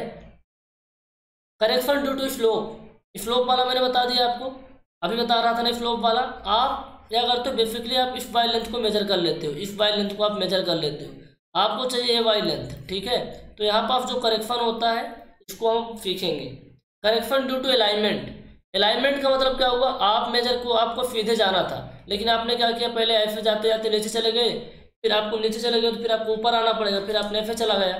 तो यहाँ पर आप जो अलाइनमेंट, यानी जिस रास्ते से आपको जाना था अपने रास्ते को भटक दिया, भटक गए आप रास्ते से, आप ऐसे जा रहे थे फिर ऐसे चले गए, फिर ऐसे फिर ऐसे। अलाइनमेंट यानी आप जिस अलाइनमेंट से जिस रास्ते से जाना था आप रास्ते को भटक रहे हैं, में क्या करेक्शन होगा। Correction due to temperature, temperature जिस टेम्परेचर पे आपका चैन एंड टेप बना है, हो सकता है आप फील्ड में गए हों तो वो टेम्परेचर ना हो, कम या ज़्यादा हो। Correction due to pull, correction due to fan, correction due to mean sea level. ये जो आपके 7 करेक्शन है ना, बहुत इंपॉर्टेंट है। व्यापक सब इंजीनियर, आरआरबी, जेई, किसी भी जेई एग्जाम की तैयारी कर रहे हैं तो ये सबके फार्मूले पूछे जाते हैं आपके एग्जाम में। तो चलिए पढ़ लेते हैं। Correction due to incorrect length of tape and chain, incorrect length, tape and chain की इनकरेक्ट लेंथ होने के कारण जो करेक्शन, जो एरर आती है उसमें कौन कौन से करेक्शन करते हैं, ठीक है। कैसे करेक्शन अप्लाई करोगे, दरअसल जो टॉपिक है ना एरर एंड चैन दोनों का है, ध्यान रखना। तो हम एरर नहीं लिख रहे हैं, correction due to incorrect length of tape and chain. तो कहने का मतलब है कि टेप एंड चैन में, ठीक है, जो एरर आती है इनकरेक्ट लेंथ होने के कारण, फिर कैसे करेक्शन अप्लाई करोगे, तो इस पर हम बात करेंगे। अच्छा आप बताइए, आप में से जो वीडियो देख रहे हैं कि टेप एंड चैन की लेंथ इनकरेक्ट क्यों हो जाती है, क्यों हो जाती है, ठीक है। ऐसा तो नहीं होता ना कोई टेप को निकाल के काट के फिट कर देगा, चैन के 2-3 कड़े निकाल देगा। देखो होता क्या है कि जब मैन्युफैक्चरिंग होती है, प्रकृति तो देती नहीं है, हर इंसान, कोई ना कोई कंपनी, कोई ना कोई इंसान इसको बनाता है, मैन्युफैक्चरिंग करता है। तो उसी टाइम पे क्या होता है, मैन्युफैक्चरिंग प्रोसेस के टाइम पे इसमें कुछ डिफेक्ट आ जाते हैं, कई कारण होते हैं। हो सकता है वहाँ के जो लोग काम कर लापरवाही कर रहे हों, एनी अदर रीजन, कोई भी रीजन हो सकता है, ठीक है। तो उसकी वजह से जो लेंथ आपने टेप बनाई, कंपनी ने अपने ऑफिस में, अपने जो मैन्युफैक्चरिंग इंडस्ट्रियल एरिया है, ये कोई ऑफिस है, ठीक है, ये कोई ऑफिस है, कंपनी के मालिक के भैया है, ये भैया ऑर्डर आते हैं, दे देते हैं, भैया आपको 30 मीटर की चैन बनानी है। उन्होंने बोला हाँ भैया 30 मीटर की बनानी है। अब यहाँ जो इंजीनियर थे, जो लोग थे काम कर रहे थे, उन्होंने क्या किया, 19.8 mm की चैन बना दी, या फिर 31 मीटर की चैन बना दी। तो वो बना तो रहे 30 मीटर की, लेकिन किसी कारणवश इतनी लेंथ हो गई, उन्हें नहीं पता। उन्होंने बढ़िया पैकिंग की और उसके ऊपर लिख देते हैं कि ये 30 मीटर की चैन है, ये 30 मीटर की चैन है। अब आपको तो पता है कि 30 मीटर की चैन है। अब इस चैन को लेकर के राहुल भैया जाते हैं फील्ड में जाते हैं, मेजरमेंट करते हैं। अब क्या होता है, मेजरमेंट तो कर लिए। अब राहुल भैया थे फ्रेशर स्टार्टिंग में, उन्हें नहीं पता था, वो पहुंच गए फील्ड में, मेजर कर दिए। अब जो उनके इंचार्ज होते हैं वो आते हैं, बोलते हैं राहुल भैया आपने तो मेजर तो कर लिए, कितना लेंथ आया? वो बोल रहे सर 2 किलोमीटर है। किस टेप से मेजर किए हो? अच्छा इस टेप पे, इस टेप की लेंथ कितनी है? राहुल भैया बोले 30 मीटर। कैसे पता आपको जी? सर इसमें लिखा हुआ है, पर इसमें लिखा हुआ कि 30 मीटर की है, तो मान लें कि 30 मीटर की है, लेकिन होगा क्या, ये तो केवल थी, ये तो 31 मीटर की थी, ठीक है, 31 मीटर की थी। तो आपने जो लेंथ मेजर की वो इनकरेक्ट आएगी। इसमें कैसे करेक्शन अप्लाई करना है, इस टॉपिक को अच्छे से देखते हुए क्वेश्चन करते हैं, घबराइएगा नहीं, कोई बहुत बड़ा टॉपिक नहीं है। तो कुछ चीज़ें हम आपको लिखवाएंगे, उसको ध्यान में रखिएगा। जो टेप है या फिर चैन, दोनों के लिए सेम चीज़ें हैं।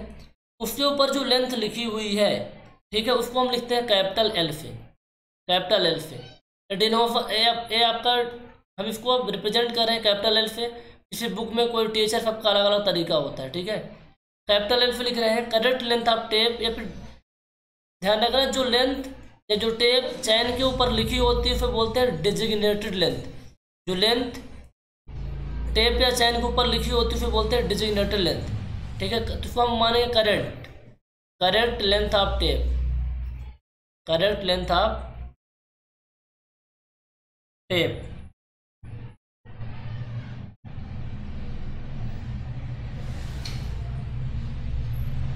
करेक्ट लेंथ ऑफ टेप या फिर designated length,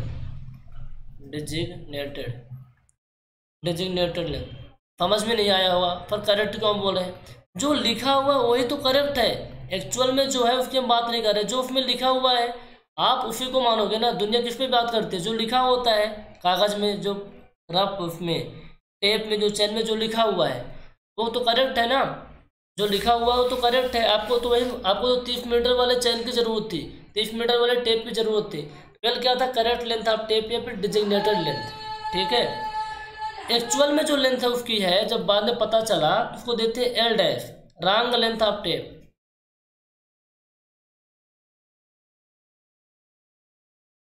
wrong length of tape. Tape के ऊपर जो ये वाले टेप के ऊपर जो लिखा है, ठीक है। दूसरा रॉन्ग लेंथ ऑफ टेप, ठीक है। जो टेप की लेंथ अभी है, जो टेप की लेंथ अभी है, ठीक है, डाउट नहीं होना चाहिए, बाकी तो सब कर लोगे आप। जो टेप की लेंथ अभी है, स्मॉल एल क्या है, correct length of line, correct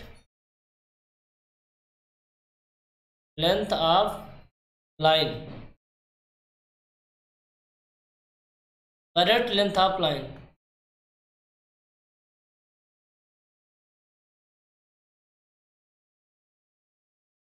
जो कैपिटल एल था ना, कैपिटल एल लेंथ वाले लिख लो, अच्छे समझ में आ जाए। टेप को यूज करके जो लेंथ हमने मेजर किया, ठीक है। दूसरा है small L dash. Small L dash क्या होता है, wrong length of line measured, wrong length of line measured, wrong length of line measured. L dash length, L dash वाले टेप को यूज करके, तो देखो कैपिटल एल स्मॉल एल है ना, capital L L L dash small L dash, capital L dash small L dash. Capital L इसको बोलते हैं जो correct length of line, correct length of tape, है ना, या फिर डिजिग्नेटेड लेंथ, जो टेप के ऊपर जो लेंथ में, टेप के ऊपर जो लिखा हुआ जो लेंथ है एक्चुअल में जितना है उसको कैपिटल एल डैश से देते हैं। अब जो लिखा हुआ है उसको यूज करके आप जो मेजर करो correct length of line, L dash क्या होता है, रॉन्ग लेंथ ऑफ लाइन। जब तक क्वेश्चन नहीं करोगे समझ में नहीं आएगा, तो हम इसको करवाएंगे क्वेश्चन, क्योंकि समझना बहुत इंपॉर्टेंट है हमारे लिए। L L dash small L dash. अब यहाँ पर थोड़ा सा आपको और एक्सप्लेन कर देते हैं। देखो, जो कैपिटल एल है जो एक्चुअल में लेंथ है तो जो लिखी हुई है वो वाला है ना, जो लेंथ लिखी हुई है टेप के ऊपर वो वाला है। जो प्रेजेंट टाइम में लेंथ टेप की है एल डैश है, ठीक है। आप इसको यूज करो जो लिखा हुआ है, यदि एक्चुअल में 30 मीटर का होता तो जो लाइन मिलती वो करेक्ट मिलती, रॉन्ग लेंथ ऑफ टेप को यूज करके मेजर करो तो रॉन्ग लेंथ ऑफ लाइन मिलेगी। इसको फॉलो करने का सिंपल सा तरीका होता है, हो सकता है इस टेप को यूज करके आप लेंथ मेजर कर रहे हो, या फिर आप एरिया मेजर कर रहे हो सकता है आप वैल्यूम मेजर कर रहे हो, कुछ भी कर सकते हैं ना यार। जनरली आपको एरिया मेजरमेंट करना है, आपको लेंथ मेजरमेंट करना है, आपको वैल्यूम मेजरमेंट करना है, तो कैसे करते हैं, टेप या चैन को यूज करके करते हैं, जनरली टेप को यूज करते हैं।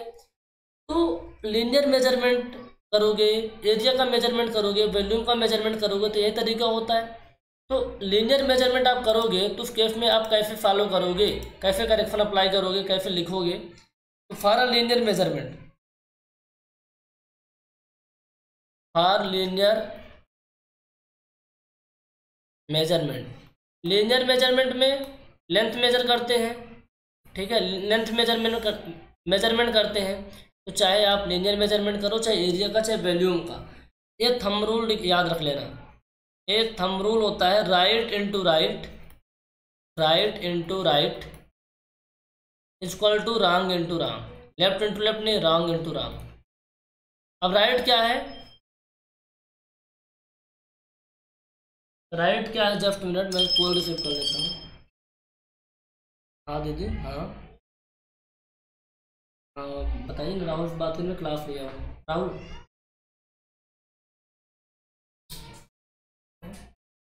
देखो, right into right equal to wrong into wrong.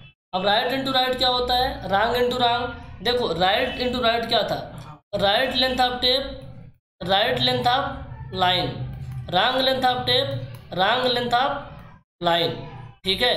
Right into right और रॉन्ग इंटू रॉन्ग, ठीक है, समझो इस चीज़ को। Right into right, wrong into wrong, right length of tape, right length of line, wrong length of tape, wrong length of line. ये कहानी बन गई ना, करवाते हैं क्वेश्चन, करवाते हैं, डोंट वरी, ठीक है। ये आपका तरीका था जो मैंने आपको बता दिया। अब यहाँ पर थोड़ा सा देखते हैं क्या मतलब क्या है। जो मैंने लिखा एल, ये जो कैपिटल एल लिखा हुआ है, ये कैपिटल एल क्या है, जो टेप के ऊपर लेंथ लिखी हुई है कि भैया 30 मीटर का है, ठीक है। तो right length of tape, right into right,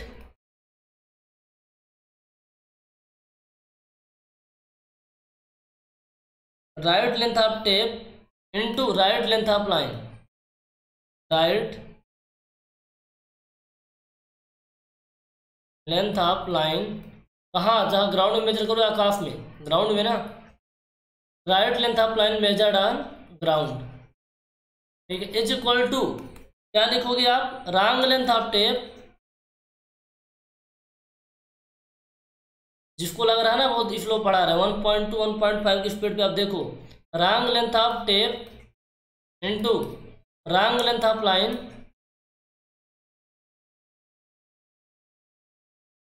measured on ground, measured on ground, ठीक है। ये आप किसका था, अपना था लीनियर मेजरमेंट के केस में। किसके केस में था, लीनियर मेजरमेंट के केस में। सेम चीज़ें आप एरिया वॉल्यूम के लिए कर सकते हैं, मैंने फ्रैंक स्केल में सिखाया था कैसे करते हैं। फिर लिख लो, आप लिख तो लो कम से कम, पता नहीं आप घर पे करोगे नहीं करोगे क्या पता। For area measurement, for area, आप एरिया का मेजरमेंट कर रहे हो, तो उसमें क्या करोगे, कैसे लिखोगे वैल्यू को, कैसे करेक्ट करोगे?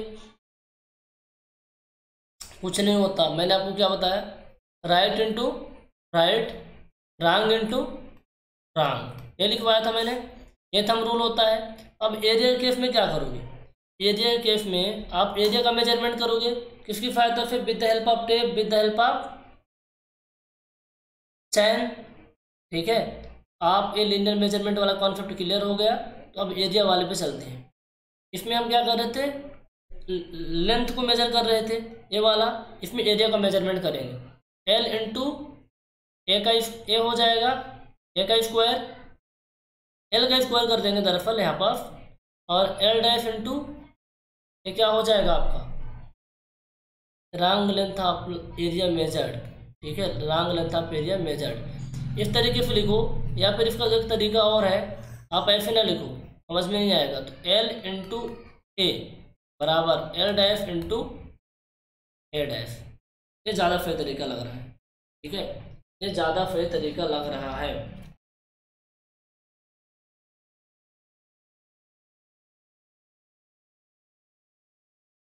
इस तरीके से आप रिप्रेजेंट कर सकते हो, इस तरीके से आप रिप्रेजेंट कर सकते हो, ठीक है, इस तरीके से आप रिप्रेजेंट कर सकते हो। या फिर चलो एक तरीका और बताता हूँ आपको, आप ऐसे लिख सकते हैं, ए इंटू एल का square is equal to A dash into L dash का स्क्वायर, ठीक है, ए इंटू एल का square is equal to A dash into L dash का स्क्वायर। ये आपका क्या है, correct area, correct length of tape का square, wrong length of tape का स्क्वायर, और रॉन्ग लेंथ, ये रॉन्ग एरिया आपका हो जाएगा, ठीक है।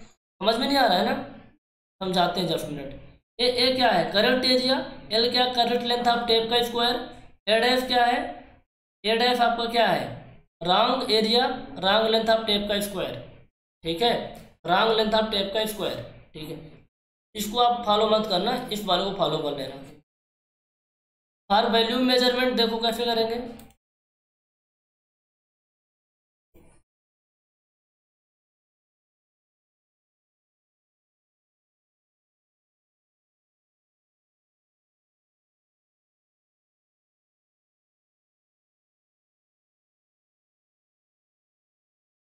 हर वैल्यू मेजरमेंट, आप वैल्यूम का मेजरमेंट कर रहे हो, वैल्यूम में केस में आप कैसे लिखोगे,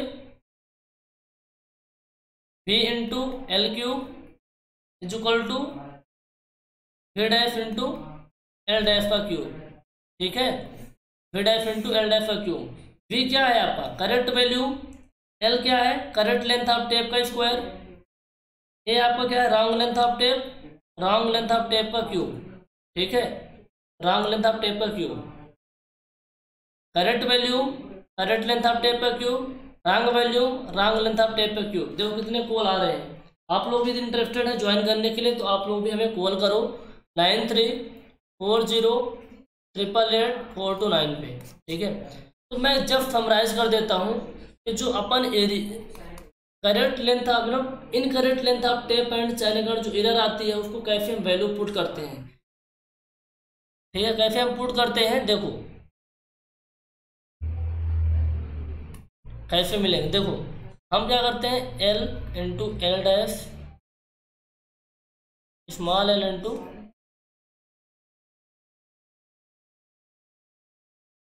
L correct length of tape, right length of tape, यहाँ पर डैश में नहीं आएगा ना, ये वाला डैश में आएगा, ये वाला डैश में आएगा। पता था एरिया किसके लिए था, ये आपका था लीनियर मेजरमेंट के लिए। एरिया के लिए क्या होता था, ए इंटू एल का square equal to A dash into L dash का स्क्वायर, ठीक है। इसमें वैल्यू में कैसे था, V into L cube is equal to L dash का क्यूब कर दो या वी कर दो, ठीक है, वी डैश। तो अभी कोई डाउट नहीं होना चाहिए आपके मन में, यदि रिलेटेड कोई डाउट है तो अभी क्वेश्चन करवाएंगे तो क्लियर हो जाएगा। अभी तक तो बात ये थी क्या होता है, थ्योरेटिकल चीज़ें थी, ठीक है। अभी क्वेश्चन करेंगे तो पता चलेगा, जहाँ फिर एग्जाम में क्वेश्चन आते उस चीज़ को हम अभी करवा देते हैं आपको। तो क्वेश्चन कर लेंगे यार तो ज़्यादा सही रहेगा, बट एक टाइम ज़्यादा लगेगा यार, इस पर टाइम तो लगेगा, बट एक क्वेश्चन कर लो। देखो क्वेश्चन कर लो, क्वेश्चन ये है यदि हमने लेंथ ऑफ टेप था, हमारे पास दो तरीके करेक्शन आएंगे। हमारे पास दो तरीके के करेक्शन होते हैं करने के लिए कि जो आप टेप की लेंथ थी, जो आपके टेप की लेंथ थी एक्चुअल में हो सकता वो ज़्यादा थी या फिर कम थी, तो कौन सा करेक्शन अप्लाई करेंगे? करेक्शन ड्यू टू, इसके कारण ड्यू टू मैन्युफैक्चरिंग के टाइम पे एक्चुअल में टेप एंड चैन की लेंथ क्या हो गई? इनकरेक्ट हो गई। उसको बोलते हैं स्टैंडर्डाइजेशन। क्या बोलते हैं? स्टैंडर्डाइजेशन। तो correction due to standardization, STANDARDI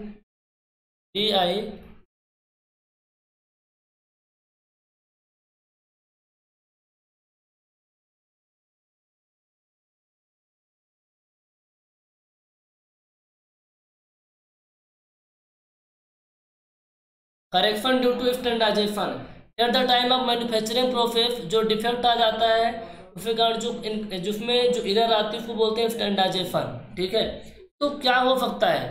दो केस पॉसिबल है।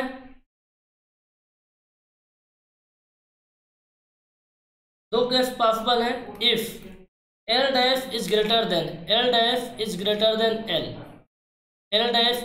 than L, मतलब wrong length of tape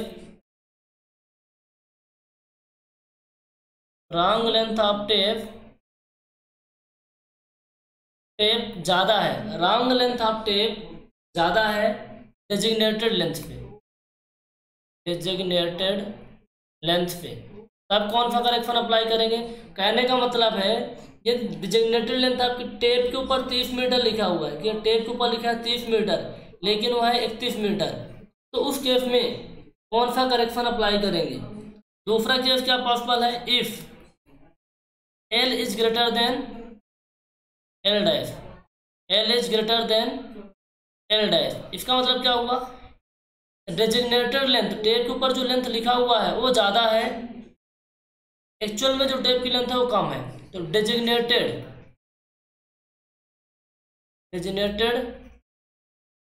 length is greater then wrong length of tape.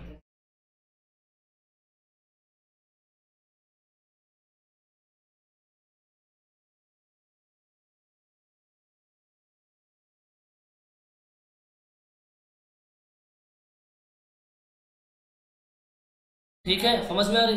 तो इन दोनों केस में कौन कौन से कब एरर पॉजिटिव होगा, कौन सा करेक्शन अप्लाई करेंगे, इसके लिए न्यूमेरिकल क्वेश्चन करना बहुत इंपॉर्टेंट है। अब न्यूमेरिकल क्वेश्चन आप लोग बोलेंगे सर बहुत बड़ा क्वेश्चन करवा रहे हैं, तो चलो समझ लेते हैं, ऐसे समझ लेते हैं। फिर भी क्वेश्चन तो करवाएंगे यार, बिना क्वेश्चन करवाए तो पॉसिबल नहीं हो पा रहा। अब देखो पहले वाला केस को जूम करो, पहले वाले केस को, यदि आपका L dash is greater than L है, L डैश मतलब रॉन्ग लेंथ ऑफ टेप ज़्यादा है as compare to designated length. ये जो टेप था इस टेप में लिखा हुआ है 30 मीटर का है, क्या लिखा हुआ है? इस टेप में लिखा हुआ है 30 मीटर का, लेकिन एक्चुअल में है 31 मीटर का। अब 31 मीटर टेप को यूज़ करके आप लाइन का मेजरमेंट करोगे तो लाइन की लेंथ क्या आएगी? कम आएगी ना। 31 मीटर वाले टेप को यूज़ करके लाइन की लेंथ मेजर करोगे तो कम आएगी, उसमें कुछ ना कुछ हमें वैल्यू ऐड करनी पड़ेगी, तो आपका एरर कैसा होगा? पॉजिटिव। कौन सा एरर होगा? पॉजिटिव। दूसरा, पहला वाला था ना, दूसरा केस क्या था कि यदि L ग्रेटर देन है L डैश से, अब जो L है L वो ज़्यादा है, इसमें 30 मीटर लिखा हुआ है, लेकिन ये जो इसमें लिखा है 30 मीटर, लेकिन हमारा एक्चुअल में 19.8 mm का, इसको यूज करके हम लाइन की लेंथ को मेजर करेंगे तो ज़्यादा आएगी। कैसी आएगी? ज़्यादा आएगी, तो हमें घटाना पड़ेगा कुछ ना कुछ, ये निगेटिव करेक्शन होता है। तो क्वेश्चन हमेशा पूछेगा मेरे प्यारे दोस्तों, मेरे प्यारे भाइयों, जो भी आप वीडियो को देख रहे हैं, अच्छे से आप अपने माइंड पे इस चीज़ को रिकॉल करिए कि यदि 30 मीटर का टेप ना हो करके वो 19.8 mm का है, 19 mm, मान लो 19 मीटर का है, ठीक है, 30 मीटर का ना हो करके 29 मीटर का है, तो आप जो मेजर करोगे तो लाइन की लेंथ जो है ज़्यादा आएगी, तो क्या माइनस करोगे ना तो निगेटिव करेक्शन होगा। क्वेश्चन पूछेगा if designated length of tape is greater than wrong length of tape, then what will be the correction, positive and negative, तो आपको टिक करना होगा। तो जो हमें ट्रू लेंथ मेजर करना होगा, ट्रू लेंथ, तो ट्रू लेंथ के केस में क्या होगा? देखो ट्रू लेंथ के केस में क्या होता है, ट्रू लेंथ में क्या होगा, वैल्यू पॉजिटिव है तो आप क्या करोगे, ऐड कर दोगे, वैल्यू नेगेटिव है तो क्या करोगे, आप हटा दोगे। जस्ट मिनट,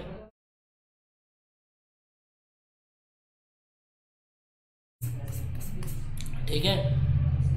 तो ट्रू लेंथ की बात कर रहे थे हम ना। ट्रू लेंथ में क्या होगा, आप जो मेजर करोगे wrong length of line plus minus correction, correction positive है कि नेगेटिव है, जो भी होगी वैल्यू को ऐड करो, ठीक है। ये पहला वाला था, सब कुछ समराइज करके 2 पॉइंट को ध्यान में रख लेना, इस वाले पॉइंट को, यहाँ से क्वेश्चन आपके आएंगे, नोट करके लिख लेना इन चीज़ों को।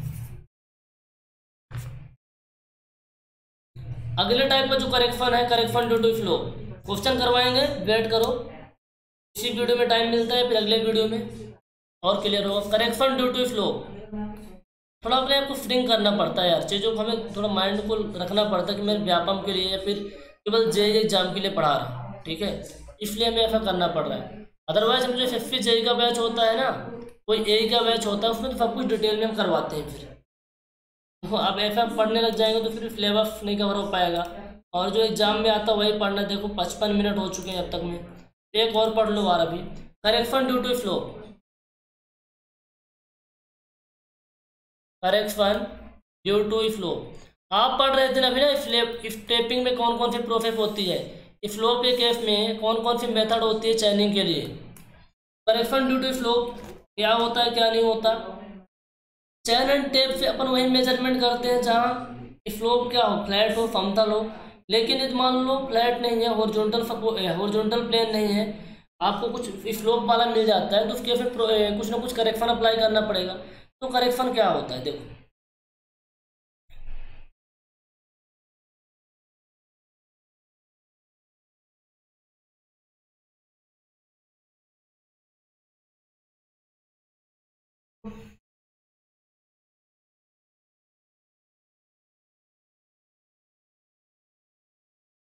देखो ये वाली जो लेंथ है, ये जो एक्चुअल में हो क्या रहा है, आपको लेंथ मेजर करनी पॉइंट ए से पॉइंट बी के बीच, आपको स्मॉल एल लेंथ को मेजर करना है, स्मॉल एल लेंथ को मेजर करना है। लेकिन आप कर क्या रहे हो, आप इस लेंथ को मेजर कर रहे हो, स्मॉल एल डैश को मेजर कर रहे हो, ठीक है, आप स्मॉल एल डैश को मेजर कर रहे हो, स्मॉल एल डैश को। जस्ट मिनट, यहीं तक है ना, यहीं तक है।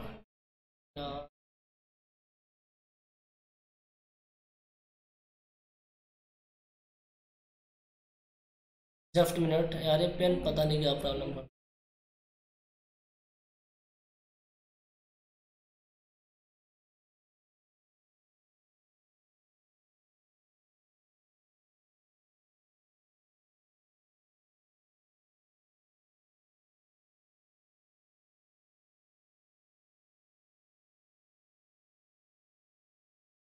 एल डैश है और ये आपका एल है, ठीक है। आप देखो क्या, ए एंगल मान लो थीटा है, ठीक है। तो आपने एल डैश मेजर कर लिया, आपने एल मेजर नहीं किया, आपने एल मेजर करना था आपको, तो आपने एल डैश मेजर कर लिया। तो होगा क्या, हमें तो एक्चुअल में इतनी ही लेंथ चाहिए थी ना, ये वाली लेंथ हमें चाहिए थी, लेकिन हम ज़्यादा लेंथ को मेजर कर लिए हैं।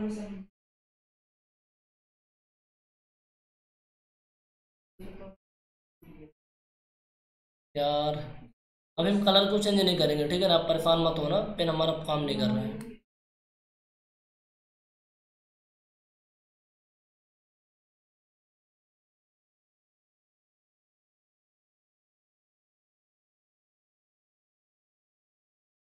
हमें इतने पार्ट करेक्ट करना, इतने पार्ट हमने, इतना जो लेंथ है एफ वाली जो लेंथ को हमने एक्स्ट्रा मेजर कर लिया, किसको हमें कम करना पड़ेगा, क्या करना पड़ेगा, करेक्शन को कम करना पड़ेगा। सॉरी सॉरी सॉरी, मैं ये बोल रहा हूँ कि इस लेंथ को मैंने एक्स्ट्रा मेजर कर लिया, तो इसको हमें कम करना पड़ेगा। एल डैश में ये लेंथ मान के चलो कुछ भी है, फीएन है, तो इस फीएन लेंथ को हमें घटाना पड़ेगा। तो हमेशा एक नोट करके पॉइंट आप लिखो कि slope correction always, nature of slope correction, nature of slope correction, nature of slope correction always, always कैसा होता है भाई, निगेटिव होता है, ठीक है, क्यों नेगेटिव होता है? क्योंकि हम एक्स्ट्रा लेंथ इतना मेजर कर लेते हैं, इतना वाला, ये वाला पार्ट इसमें कम करना पड़ता है, इसलिए नेगेटिव होता है। ठीक है, क्योंकि बिकॉज एल डैश क्या होता है? ग्रेटर देन होता है एल से। ठीक है, एल डैश क्या होता है? ग्रेटर देन एल से।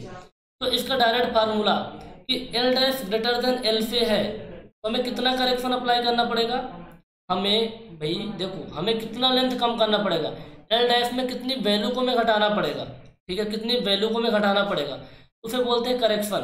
तो जो करेक्शन आप स्लोप होता है, करेक्शन स्लोप के केस में जो होता है वो होता है आपका H square upon 2 L dash.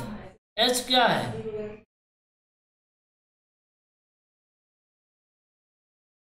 ये एच है, ये क्या है? हाइट है। तो जो करेक्शन फॉर स्लोप ये होता है H square upon 2 L dash. इस चीज़ को याद रख लेना। एल डैश क्या है? जो लेंथ आपने स्लोप्ड ग्राउंड पर मेजर किया है, स्लोप्ड ग्राउंड पर, ये वाली लेंथ लिख लो। एल डैश क्या है?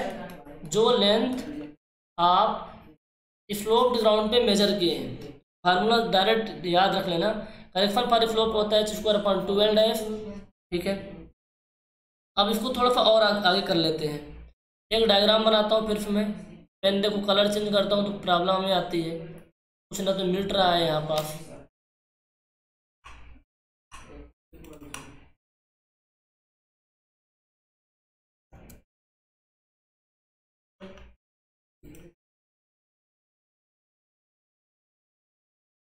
देखो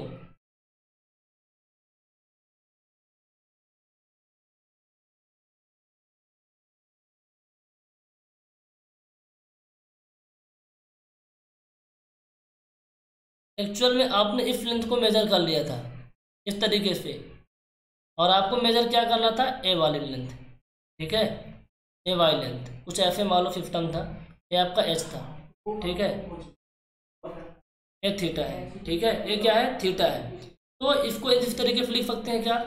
कॉस थीटा इक्वल टू क्या हो जाएगा? आप बताओ, ये क्या हो जाएगा? Cos theta equal to L dash, नहीं एल अपान एल डैश हो जाएगा। देखो कॉस थीटा इक्वल टू क्या होता है?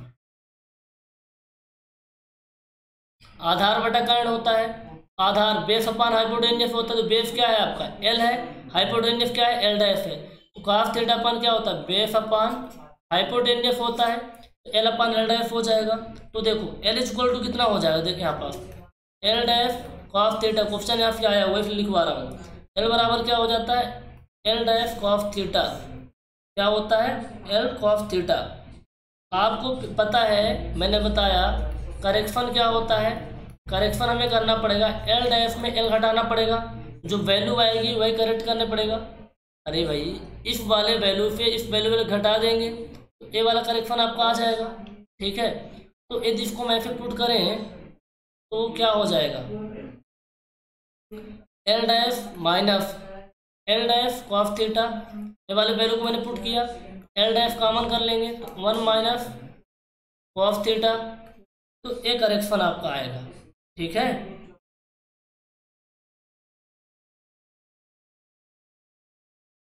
करेक्शन इक्वल टू आएगा, ये वैल्यू यहाँ से आती है, फॉलो करके मैंने बता नहीं रहा हूँ, डायरेक्ट मैंने लिखवा दिया H square upon 2 L dash. ये भी क्वेश्चन आया हुआ है, यहाँ से भी अभी करवाएंगे, ऑब्जेक्टिव तो समझ में आ जाएगा। L dash bracket 1 minus cos theta.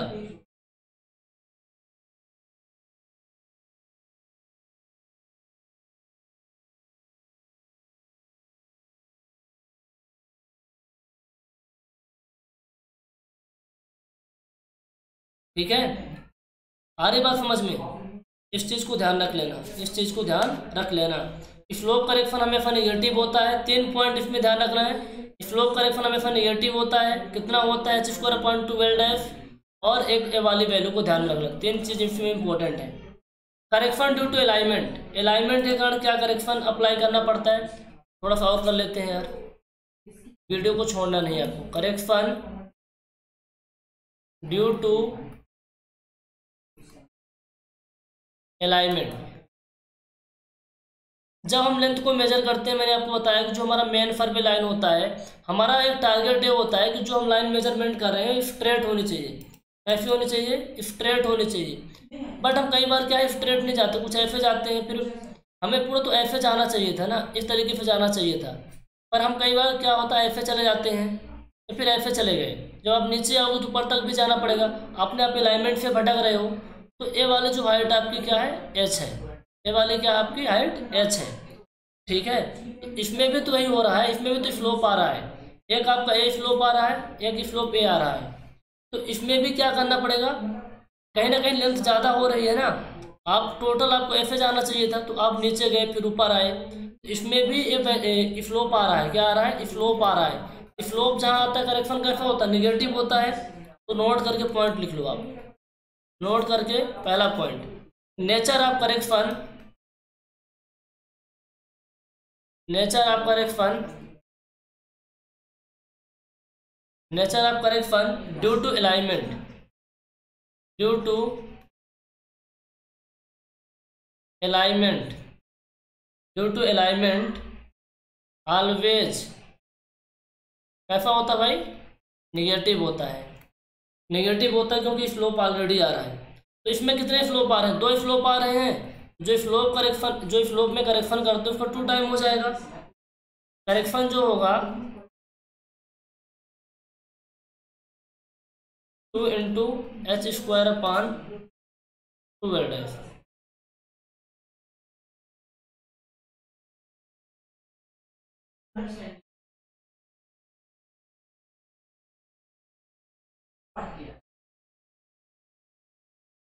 ये वाला होता है, ठीक है, 2 टाइम्स एच स्क्वायर अपान 12, ठीक है। अभी देखो, अभी मैंने क्या बताया था आपको,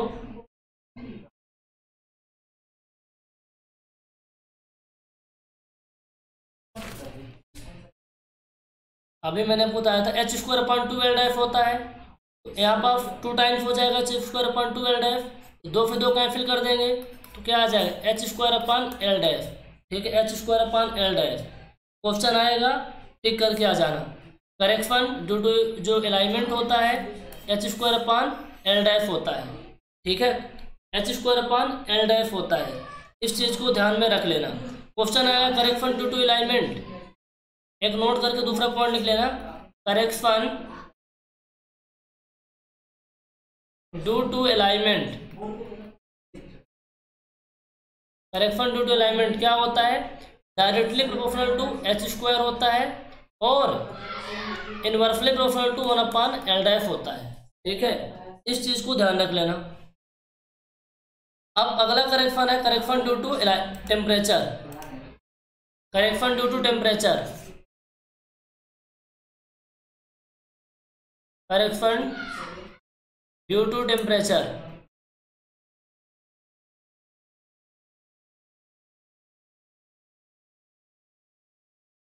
टेम्परेचर के कारण कौन कौन से करेक्शन होते हैं, ठीक है। अब देखो, टेम्परेचर का मतलब यहाँ पास ये हुआ कि आपका जो टेप एंड चैन जिस टेम्परेचर पे बना था उसे क्या बोलते हैं अपन, स्टैंडर्ड टेम्परेचर बोलते हैं, स्टैंडर्ड टेम्परेचर बोलते हैं,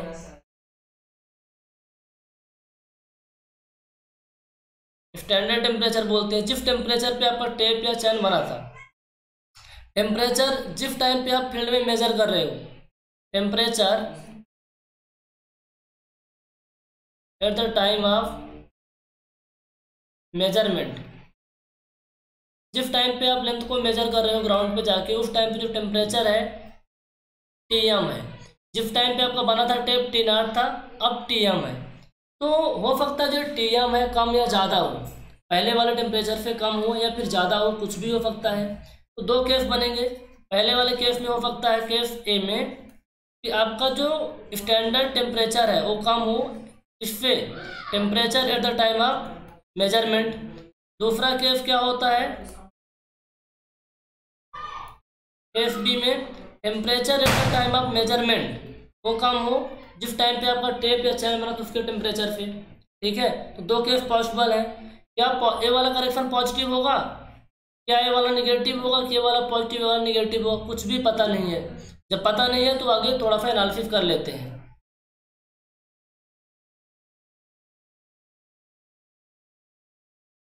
ठीक है। आप फॉर्म के अंदर पढ़े हैं, नहीं पढ़े हैं तो राहुल सर पढ़ा रहे हैं, आप देख लेना। करेक्शन उन्होंने टेम्परेचर के बारे में आपको बताया था, L dash alpha delta T होता है, correction due to temperature L dash alpha delta T होता है, एल डैश क्या होता है? Length of tape, length of tape होता है। अल्फा क्या होता है आपका? टेम्परेचर कॉफिशिएंट इसका, जिस टेम्परेचर पे आपका material, temperature coefficient of that material, मान लो टेप स्टील का बना हुआ है, इनवार का बना हुआ, तो इनवार का कॉफिशिएंट क्या है? टेम्परेचर कॉफिशिएंट, उसकी बात हो रही है। इनवार देखो, जो इनवार टेप होता है ना, उसका टेम्परेचर कॉफिशिएंट कम होता है, पता है आपको।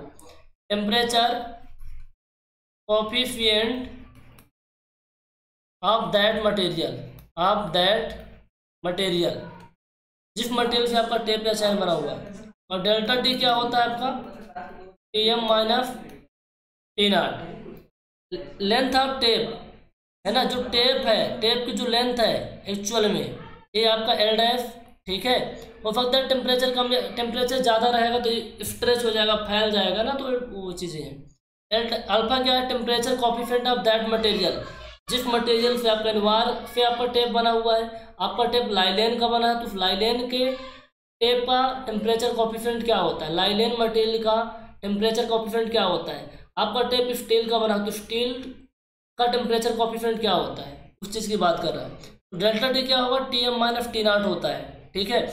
अब देखो T M minus T naught यहाँ पास लिखा हुआ है, इस वैल्यू को पुट करो यहाँ पास।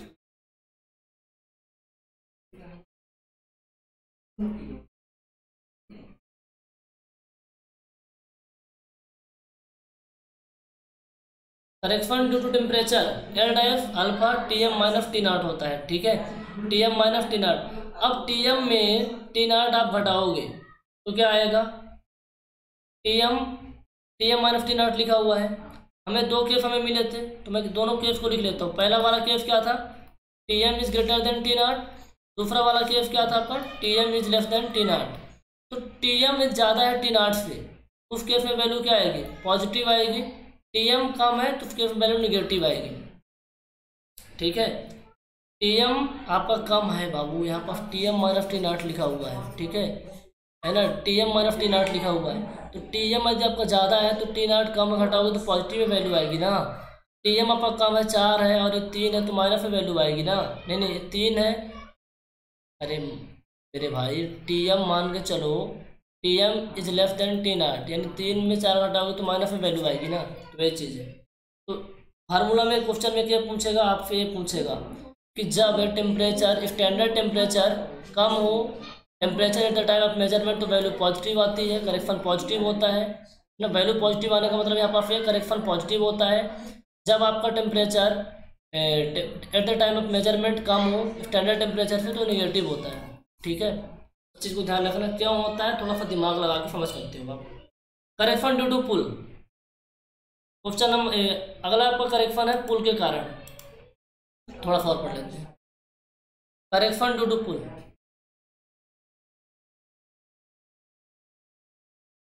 Correction due to pull, correction due to pull. अब देखो जब आपका टेम्परेचर, जब आपका टेप या चैन बनाया गया होगा तो एक पर्टिकुलर पुल में बनाया गया, एक पर्टिकुलर प्रेशर में बनाया गया हो। पुल का मतलब यहाँ पर होता है टेंशन, खिंचाव, एक टेंशन फोर्स अप्लाई करके बनाया गया होगा, ठीक है। अब आप जिस टाइम मेजरमेंट कर रहे हो फील्ड में, पता नहीं कि आप उतना ही प्रेशर पुल लगा रहे हो या फिर ज़्यादा पुल लगा रहे हो, ये तो हो सकता है ना। जब आपका टेप बनाया गया था तो एक पर्टिकुलर पुल में बनाया गया था, पर्टिकुलर टेंशन फोर्स अप्लाई करके बनाया गया था। जरूरी नहीं है कि जब आप फील्ड में मेजरमेंट करो तो उतना ही पुल लगाओ, कम हो सकता है या फिर ज़्यादा हो सकता है। तो पी नॉट जो है आपका, पी नॉट वो है आपका स्टैंडर्ड पुल, स्टैंडर्ड पुल जब आपका बना था टेप या चैन, उस टाइम की बात हो रही है। और पी एम क्या है आपका? Pull at the time of measurement, pull at the time of measurement, pull at the time of measurement, ठीक है। तो दो केस हो सकते हैं। केस वन कि आपका जो pull at the time of measurement ज़्यादा हो स्टैंडर्ड पुल से। दूसरा केस क्या हो सकता है बाबू कि P M pull at the time of measurement कम हो स्टैंडर्ड पुल से। तो कौन सा करेक्शन का अप्लाई, करेक्शन कैसे अप्लाई करेंगे, ठीक है। कब पॉजिटिव हो कब नेगेटिव मैं बता रहा हूँ। तो करेक्शन ड्यू टू पुल, इस चीज़ को लिखिए आप, फार्मूला डायरेक्ट लिखवा देता हूँ, डेरिवेशन की जरूरत नहीं है। करेक्शन ड्यू टू पुल, पुल के कारण कौन सा करेक्शन क्या फार्मूला होता है, ये होता है आपका PM minus P not upon L। इसको मैंने फॉर्म में थोड़ा सा डिराइव भी करवाया था, AT डोंट वरी और ET समझा रहे हैं यहाँ पे।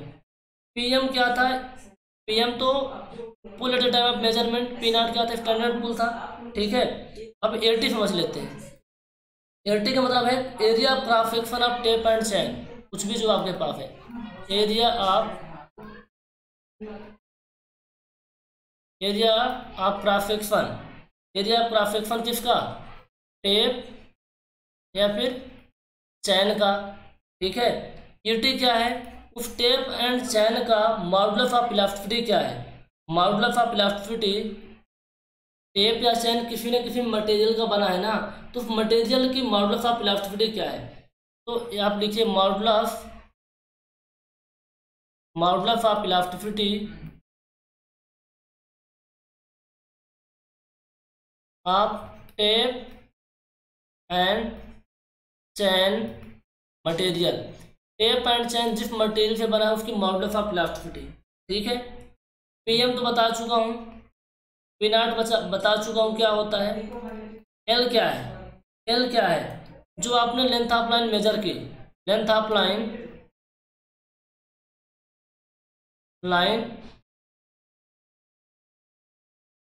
Length of line measured, length of line जो आपने मेजर्ड की, ठीक है। अब फार्मूला जो मैंने बताया, इस फार्मूले को मैं फिर से नीचे लिख रहा हूँ,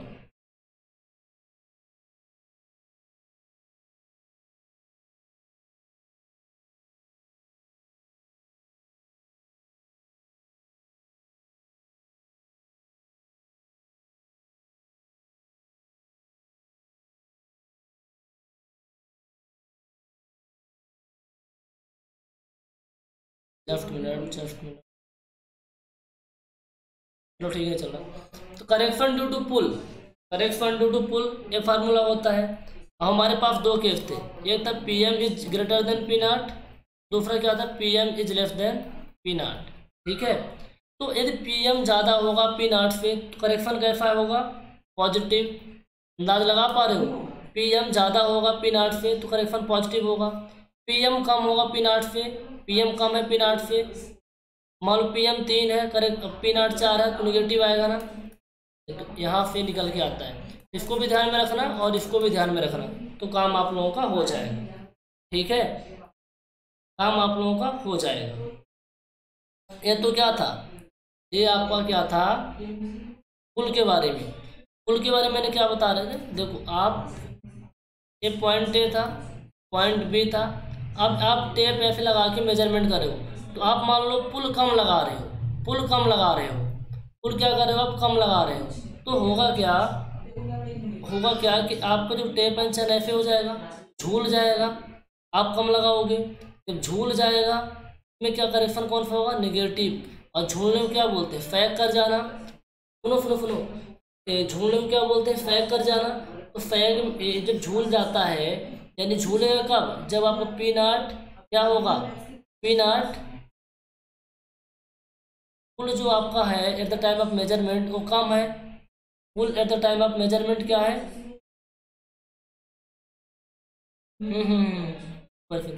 पुल at the time of measurement क्या है, कम है पी नॉट से, ठीक है। पहले इतने प्रेफर पे, मतलब पहले 5 पे बनाया गया था कि आप 5 अप्लाई करोगे, माना गया था, आप 3 ही अप्लाई कर रहे हो पुल, तो जब पुल कम अप्लाई करेंगे, टेंशन फोर्स कम लगाएंगे तो झूलेगा ना भाई। ऐसे आप देखो तार तने होते हैं यार दो पोल के बीच में, फैक करते रहते हैं, अब पहले तो स्टार्टिंग में इस टाइप पे रहता है, फिर बाद में कुछ ऐसा फैक करने लग जाता है, फिर बोलते हैं फैगिंग। तो आपने देखा कि जब pull at the time of measurement कम होता है तो करेक्शन कैसा होता है, निगेटिव। क्या होता है, निगेटिव। तो जो फैगिंग करेक्शन होता है हमेशा निगेटिव होता है। इसको भी आप लोग लिख लीजिए, correction due to sag, correction due to sag कैसा होता है। फैग का मतलब क्या है कि pull at the time of measurement कम हो रहा है, जिसकी वजह से आपका तार, आपका टेप, आपका चेन झूल रहा है, ठीक है। तो कैसा होता है, करेक्शन का नेचर निगेटिव होता है। Nature of correction will be always negative. पहला पॉइंट बहुत इंपॉर्टेंट है। क्यों होता है कि अब झूलेगा क्यों, झूलने का दो कारण भी है कि टेप एंड चैन जो होता है ना सेल्फ वेट के कारण भी झूलता है।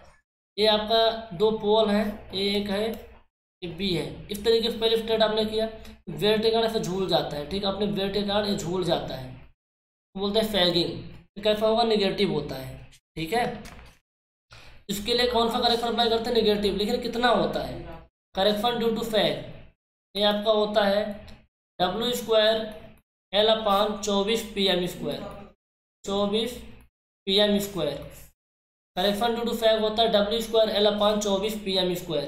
ठीक है, फिर जो फैग लिख देता हूँ ना, उसका मतलब यही होता है correction due to sag. Correction due to sag के कारण जो करेक्शन हो रहा है। W क्या है आपका, total weight of the tape या चैन। चैन या टेप का टोटल वेट है, total weight of the tape या फिर चैन। टोटल वेट ऑफ टेप या चैन का टोटल वेट क्या है, PM क्या होता है, अरे यार वही तो होता है ना, pull at the time of measurement, pull at the time of measurement. L क्या होता है, लेंथ ऑफ लाइन मेजर्ड। लिख लो, लेंथ ऑफ लाइन मेजर्ड। तो मैंने पुल वाला केस पढ़ाया, तो पुल वाले केस में दो केस थे कि जो pull at the time of measurement कम आप लगा रहे हो तो क्या होता था ना कि निगेटिव आता था। दूसरी केस में मैंने देखा टेप या चैन के कारण, तो मैंने देख लिया, एक स्पेशल नाम मैंने दे दिया फैगिंग, करेक्शन ड्यू टू फैग। या फिर एक अदर एग्जाम्पल के थ्रू मैंने भी और आपको डिस्क्राइब किया। जस्ट मिनट, दो ऑप्शन मैंने बताया कि यदि आपके तार है दो पोल के बीच, वो भी वेट के कारण झूल जाते हैं तो फैगिंग बोलते हैं। और दूसरा तरीका समझने का ये है कि eight the time of measurement आप पुल कम लगाओगे तो वो करेक्शन क्या होता है, निगेटिव होता है, और इसको बोलते हैं फैगिंग करेक्शन, फैगिंग बोलते हैं। W² L/24 PM², रट्टा मान लो, याद रख लो, काम हो जाएगा। ठीक है, अब अगले टाइप का जो करेक्शन है वो बहुत इंपॉर्टेंट है, करेक्शन ड्यू टू मेन फिलेबल। करेक्शन ड्यू टू मेन फिलेबल, उसको भी हम देख लेते हैं, अदरवाइज वो मिस हो जाएगा। फिर ज़्यादा हम बताएंगे नहीं उस पर, बट एग्जाम में जहाँ से क्वेश्चन आता है उस चीज़ को मैं टच कर लेता हूँ अभी। फिर क्वेश्चन का वीडियो आज ही अपलोड होगा। टेक्निकल इशू की वजह से वाला लेक्चर लाइव नहीं हो पा रहा है, और इसलिए मैं रिकॉर्ड करके डाल रहा हूँ। सारी चीज़ समझ में आएंगे, जो डाउट आएगा आप व्हाट्सअप कर देना, हालांकि डाउट आएगा ही नहीं यार। करेक्ट मेन फिलेबल करेक्शन, ये क्या होता है, पहला पॉइंट इसमें लिखना है आपको, करेक्शन ड्यू टू मेन फिलेबल निगेटिव होता है। क्यों होता समझाते हैं अभी। करेक्शन ड्यू टू मेन फिलेबल इज ऑलवेज निगेटिव होता है। ठीक है, अब क्यों होता है मैं समझाता हूँ आपको पता है कि पृथ्वी का कोई ना कोई सेंटर होगा, इसको क्या बोलते हैं, सेंटर ऑफ अर्थ बोलेंगे, सेंटर ऑफ अर्थ बोलते हैं। मेन फिलेबल तो फिक्स चीज़ होती है, उसके बेसिस पे सारी मेजरमेंट होती है, ये आपका मेन फिलेबल। तो जितना भी दुनिया में जितने भी स्ट्रक्चर बनते हैं, जो भी कुछ भी आप करते हो तो मेन फिलेबल के ऊपर ही होता है। आप बिल्डिंग बनाते हो, कुछ भी चीज़ की डिज़ाइन करते हो, कोई भी इंफ्रास्ट्रक्चर की डिज़ाइन करते हो, तो मेन फिलेबल से अबव होता है। तो आपके ये जो आप कुछ मेजरमेंट करोगे कुछ आपका इस तरीके से है। यार कलर पे ना आ जाता ना तो समझाने में मज़ा आ जाता है। ठीक है, आप क्या कर रहे हो ना, पॉइंट ए से पॉइंट बी के बीच आप लेंथ मेजर करने वाले हो। ठीक है, और आपका मेन फिलेबल ए है, आप पॉइंट ए से पॉइंट बी के बीच आप लेंथ मेजर करने वाले हो, और एक पॉइंट ए यहाँ है और एक पॉइंट बी यहाँ है। तो जो ए वाली लेंथ है पॉइंट ए से बी के बीच में, ये आपकी है LE। क्या है, LE। और आपने जो मेजर किया L आ रही है। आप कर क्या रहे हो कि मेन फिलेबल से H हाइट पे, मेन फिलेबल से H हाइट पे आप ज़्यादा, देखो ये आपका सेंटर ऑफ अर्थ हो जाएगा ना, ये आपका R हो जाएगा, ये आपका R हो जाएगा, रेडियस है तो रेडियस। आप मेन फिलेबल से H हाइट पर AB लाइन की लेंथ मेजर कर रहे हो। ठीक है, AB लाइन की लेंथ मेजर कर रहे हो, ध्यान से सुनो। मेन फिलेबल से H एटीट्यूड पर, H हाइट पर जहाँ कोई सरफेस है, उस सरफेस में दो पॉइंट हैं ए और बी, उन दोनों पॉइंट के बीच की आपको लेंथ या फिर डिस्टेंस मेजर करनी है। ठीक है, तो समझ में आ रही बात। मेन फ्लेवल पे एच एल्टीट्यूड पर, एच हाइट पर कोई सरफेस है जिसकी आपकी लेंथ, जिसकी आप लेंथ मेजर कर रहे हो। तो जो सरफेस है वो सरफेस की जो लेंथ है, या हम कहें तो ए से बी के बीच की जो डिस्टेंस है मेन सी लेवल पर, एट मेन सी लेवल पर वो एल ही है। ठीक है, अब एच एल्टीट्यूड आप एबव जाते हो, थैंक यू भाई, एच एल्टीट्यूड पे आप ऊपर जाते हो तो होगा क्या रहा है, उसकी जो लेंथ है कैपिटल एल है। तो आप बताओ नीचे से ऊपर जा रहे हो तो लेंथ क्या होगी, कम होगी ज़्यादा होगी। जो एल है ना, इसको इक्विवेलेंट लेंथ बोलते हैं, इक्विवेलेंट लेंथ में बोलते हैं, क्या बोलते हैं, इक्विवेलेंट लेंथ बोलते हैं। और कैपिटल एल क्या है, लेंथ एट सरफेस। किस सरफेस की बात कर रहा हूँ, above H altitude, above H, या फिर ऐसा लिखो length at surface above H height, या फिर एच एल्टीट्यूड। ठीक है, तो अब पता चल रहा है ना, एबव जो लेंथ हमारी होगी एल ई कैसी होगी, ग्रेटर देन होगी एल से, क्योंकि अपन एबव ऊपर जा रहे हैं। ठीक है, एल ई, अरे मैं क्या लिखवा रहा हूँ, एल ग्रेटर देन होगा एल ई से, यानी सरफेस में जो लेंथ मेजर करेंगे ए वाले ज़्यादा होगी इससे। ठीक है, मैं डायग्राम थोड़ा और साफ सुथरा बना देता हूँ।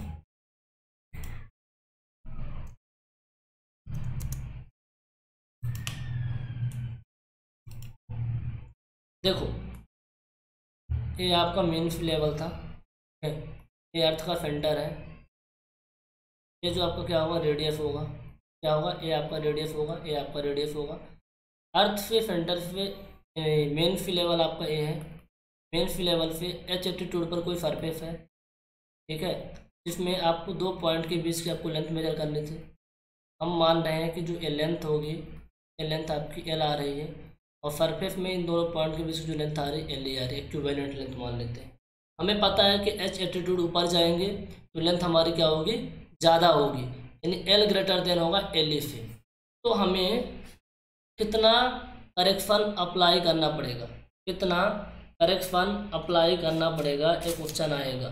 ठीक है, एक क्वेश्चन आपसे आएगा, क्योंकि मेन सी लेवल पर हम मेजरमेंट तो कर लेंगे, लेकिन हमें पता है कि एबव जाएंगे तो क्या होगा, पॉजिटिव आएगा, मतलब ज़्यादा लेंथ आएगी। तो ये वाला कॉन्सेप्ट क्लियर है क्या आपका।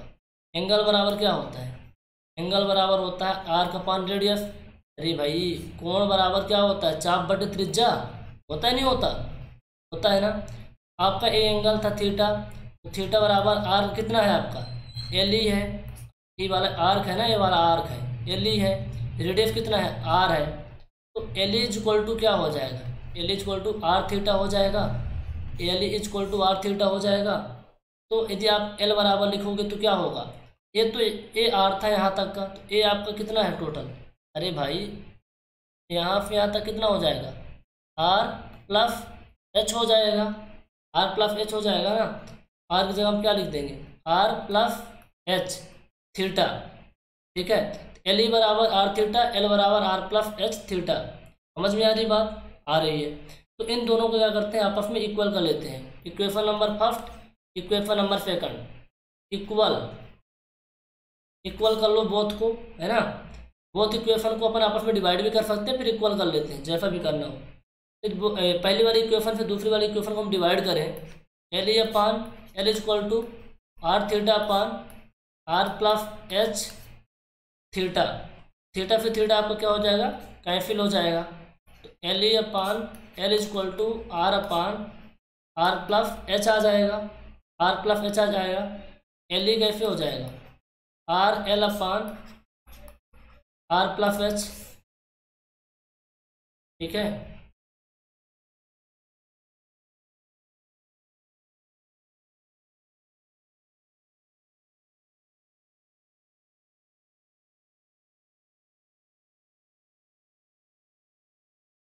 देखो कुछ बच्चों को डाउट आ रहा होगा, सर आपने पहले पॉइंट में लिखवाया था correction due to mean sea level negative होता है।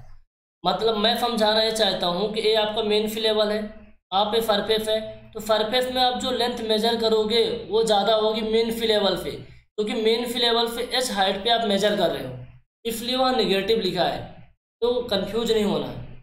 एल इज इक्वल टू आप कितना हो जाएगा R L upon R plus H. ठीक है, हमें पता है कि L is greater than L E है, एल क्या है ग्रेटर देन है। जो एच हाइट की सरफेस में जो आप लेंथ मेजर किए हो ना, इक्विवेलेंट लेंथ एट मेन फिलेबल से ज़्यादा है। ठीक है, क्योंकि एच एटीट्यूड पे आप मेजर कर रहे हो, तो आप जो करेक्शन अप्लाई करोगे एल माइनस एल ही करोगे ना, करेक्शन ड्यू टू मेन फिलेबल लिख लो साथ साथ, एल माइनस एल ही करोगे आप, एल माइनस एल ही करोगे, एल ही की वैल्यू निकाल लिया हूँ मैंने, L minus R L upon R plus H, यही होता है। फॉलो करके देख लेते हैं यार, L R plus H minus R L upon R plus H. ठीक है, ये आपको हो जाएगा L R plus H L minus R L upon R plus H, R L से कट जाएगा, ये आपका आएगा H L upon H plus R. ठीक है, ये चीज़ आ रही है, मैं साफ साफ लिख देता हूँ, डोंट वरी। जो डेरिवेशन करवा रहा हूँ ना, इस डेरिवेशन को आप करोगे तो आपके अंदर एक कॉन्फिडेंस आ जाएगा, फार्मूला याद नहीं करना पड़ेगा। करेक्शन ड्यू टू मेन फिलेबल कितना आ रहा है H L upon R plus H आ रहा है। आपको पता है जो एच है ना, एच वो आर से बहुत छोटा है, यहाँ देखो एच जो है आपका बहुत छोटा है आर से, जो आपका ए वाला एच है ये क्या है आर से बहुत छोटा है। आप तो हम ऐसा लिख सकते हैं क्या, एच बहुत छोटा है किस पे आर पे, जब बहुत छोटा है तो उसको हम छोड़ भी सकते हैं, इग्नोर कर सकते हैं, तो आपका लिख सकते हैं H upon H L upon क्या लिख सकते हैं आर लिख सकते हैं। करेक्शन ड्यू टू मेन फिलेबल, मेन फिलेबल करेक्शन ड्यू टू मेन फिलेबल H at height, H L upon R आ रहा है, एच एल अपान आर आ रहा है, तो यही याद रखना है, इसी को याद रखना है, इसी के लिए मैंने डेरिवेशन करवाया था। तो नोट करो, 2 पॉइंट आपको क्या ध्यान में रखना है। पहला point, correction due to main फिलेबल कैसा होता है, नेगेटिव होता है, और कितना होता है यदि मेन फिलेबल से एच हाइट पर, correction due to altitude in above mean फिलेबल, मैं लिख देता हूँ करेक्शन, इन दोनों पॉइंट को आप हाईलाइट कर लेना। करेक्शन ड्यू टू, जो नोट्स मैं आपको प्रोवाइड करूँगा उसमें सारी चीज़ें हाईलाइट रहेंगी। Correction due to altitude in above, इससे एबव मेन फिलेबल से एच हाइट पर above, correction due to altitude in above mean फिलेबल, मेन फिलेबल कितने हाइट पे, correction due to H altitude, यहाँ लिखा हुआ कितना लिखा हुआ है एच एल्टीट्यूड। ठीक है ना, एच की वैल्यू 10 20 जितनी भी हो, मीटर में सेंटीमीटर में, I can not here explain this but we can say that कि कुछ हो सकता है, एच की वैल्यू कुछ भी हो सकती है, वे आपका आता है एच एल अपान आर, तो इसको ध्यान में रख लेना। ठीक है, इसको ध्यान में रख लेना। तो करेक्ट लेंथ आप क्या लिखोगे, करेक्ट लेंथ आप जो लिखने वाले हो वो आएगा L minus C H, L minus C H आपका ये हो जाएगा। आपने जो सरफेस, ये आपका मेन फिलेबल था, मेन फिलेबल ये सरफेस था, तो सरफेस में आपने जो मेजर किया था उसमें सी एच हटा देना, तो मेन फिलेबल की लेंथ आ जाएगी। ठीक है, अब बोलोगे बहुत सारा हम पढ़ लिए हैं इतनी चीज़ें, तो हमें क्या चीज़ एग्जाम के लिए ध्यान में रखनी है। तो देखो मैं लिखवा देता हूँ यहाँ पर, बस बोल दूँगा आप लोग लिख लेना। जो मैंने लिखवाया है कि कौन सा करेक्शन नेगेटिव होता है, आप एक पेज में टेबल बना के लिख लेना कि जो पॉजिटिव होता है जो नेगेटिव होता है उसको ध्यान में रखना, और उसकी वैल्यू क्या होती है, जो पॉजिटिव नेगेटिव वैल्यू, इन चीज़ों को ध्यान में रखना। यहीं से क्वेश्चन आएंगे और इन क्वेश्चन को आप करके आओगे। ठीक है, इन क्वेश्चन को आप करके आओगे। तो वीडियो की लेंथ बहुत ज़्यादा हो रही है, तो वीडियो को भी यहीं हम रोकते हैं, अभी क्वेश्चन वाला वीडियो भी अपलोड करते हैं। तो वीडियो देखने के लिए आपका बहुत बहुत धन्यवाद। यदि आप किसी भी जेईई एग्जाम की तैयारी कर रहे हैं, लाइक व्यापम सब इंजीनियर एग्जाम को तो बैच रनिंग है, और किसी अन्य एग्जाम की तैयारी कर रहे हैं तो अलग अलग बैचेस चल रहे हैं। ऐसा नहीं कि व्यापम जेई वाले में सब कुछ हम पढ़ा रहे हैं, एनएसपीसी का, एसएससी जेई का, अलग अलग आरआरबी जेई का, सबके इंडिविजुअल बैचेस हैं अलग अलग बैचेस में। जैसे एक कंबाइंड बैच है फाउंडेशन बैच, इस फाउंडेशन बैच में कोई तैयारी करता है सब कुछ हम डिटेल में करवाते हैं, डेरिवेशन वगैरह सब कुछ सारे एग्जाम में कवर होता है। लेकिन जिसको स्पेसिफिक व्यापम के लिए पढ़ना है, क्योंकि पढ़ना ही पड़ेगा, व्यापम की रिक्रूटमेंट आ गई है, तो अपडेट हो चुका है कि भैया अप्रैल में पेपर होगा, ये वाला स्पेसिफाइड बैच ज्वाइन करिए। जिसको फाउंडेशन कोर्स पढ़ना है फाउंडेशन बैच ज्वाइन करिए। कैसे ज्वाइन करोगे? 9340888429 9549417400, ये नंबर डिस्क्रिप्शन पे दिए गए हैं, कॉल करो, व्हाट्सअप करो और ज्वाइन कर लो, ठीक है। जब भी ज्वाइन करना आप कर लो, प्रेफर नहीं है किसी को, लेकिन इतना पैसा इन्वेस्टमेंट नहीं कहेंगे, आप वेस्ट करते हो, इसमें आप इन्वेस्ट करोगे तो आपको रिटर्न मिलेगा। ये जो 3-4 हज़ार रुपये में आपको पे करना होता है ना, इसमें जो आपको रिटर्न मिलने वाला अल्टीमेटली, पैसे से आप तुलना ही नहीं कर सकते हो, पैसे से आप तुलना नहीं कर सकते हो। क्योंकि इतने जो लेक्चर बनाने के लिए जो एफर्ट डालना पड़ता है, नोट्स बनाने के लिए जो एफर्ट डालना पड़ता है, वो तो एक टीचर ही जानता है। इसकी आप वैल्यू पैसे से नहीं कर सकते बिल्कुल भी, लेकिन एक पैसा तो देना ही पड़ता है, क्योंकि टीम है, ऑफिस है, सब कुछ लगता है खर्चे, तो थोड़ा बहुत अमाउंट पे करना पड़ता है। Thank you so much, have a nice day.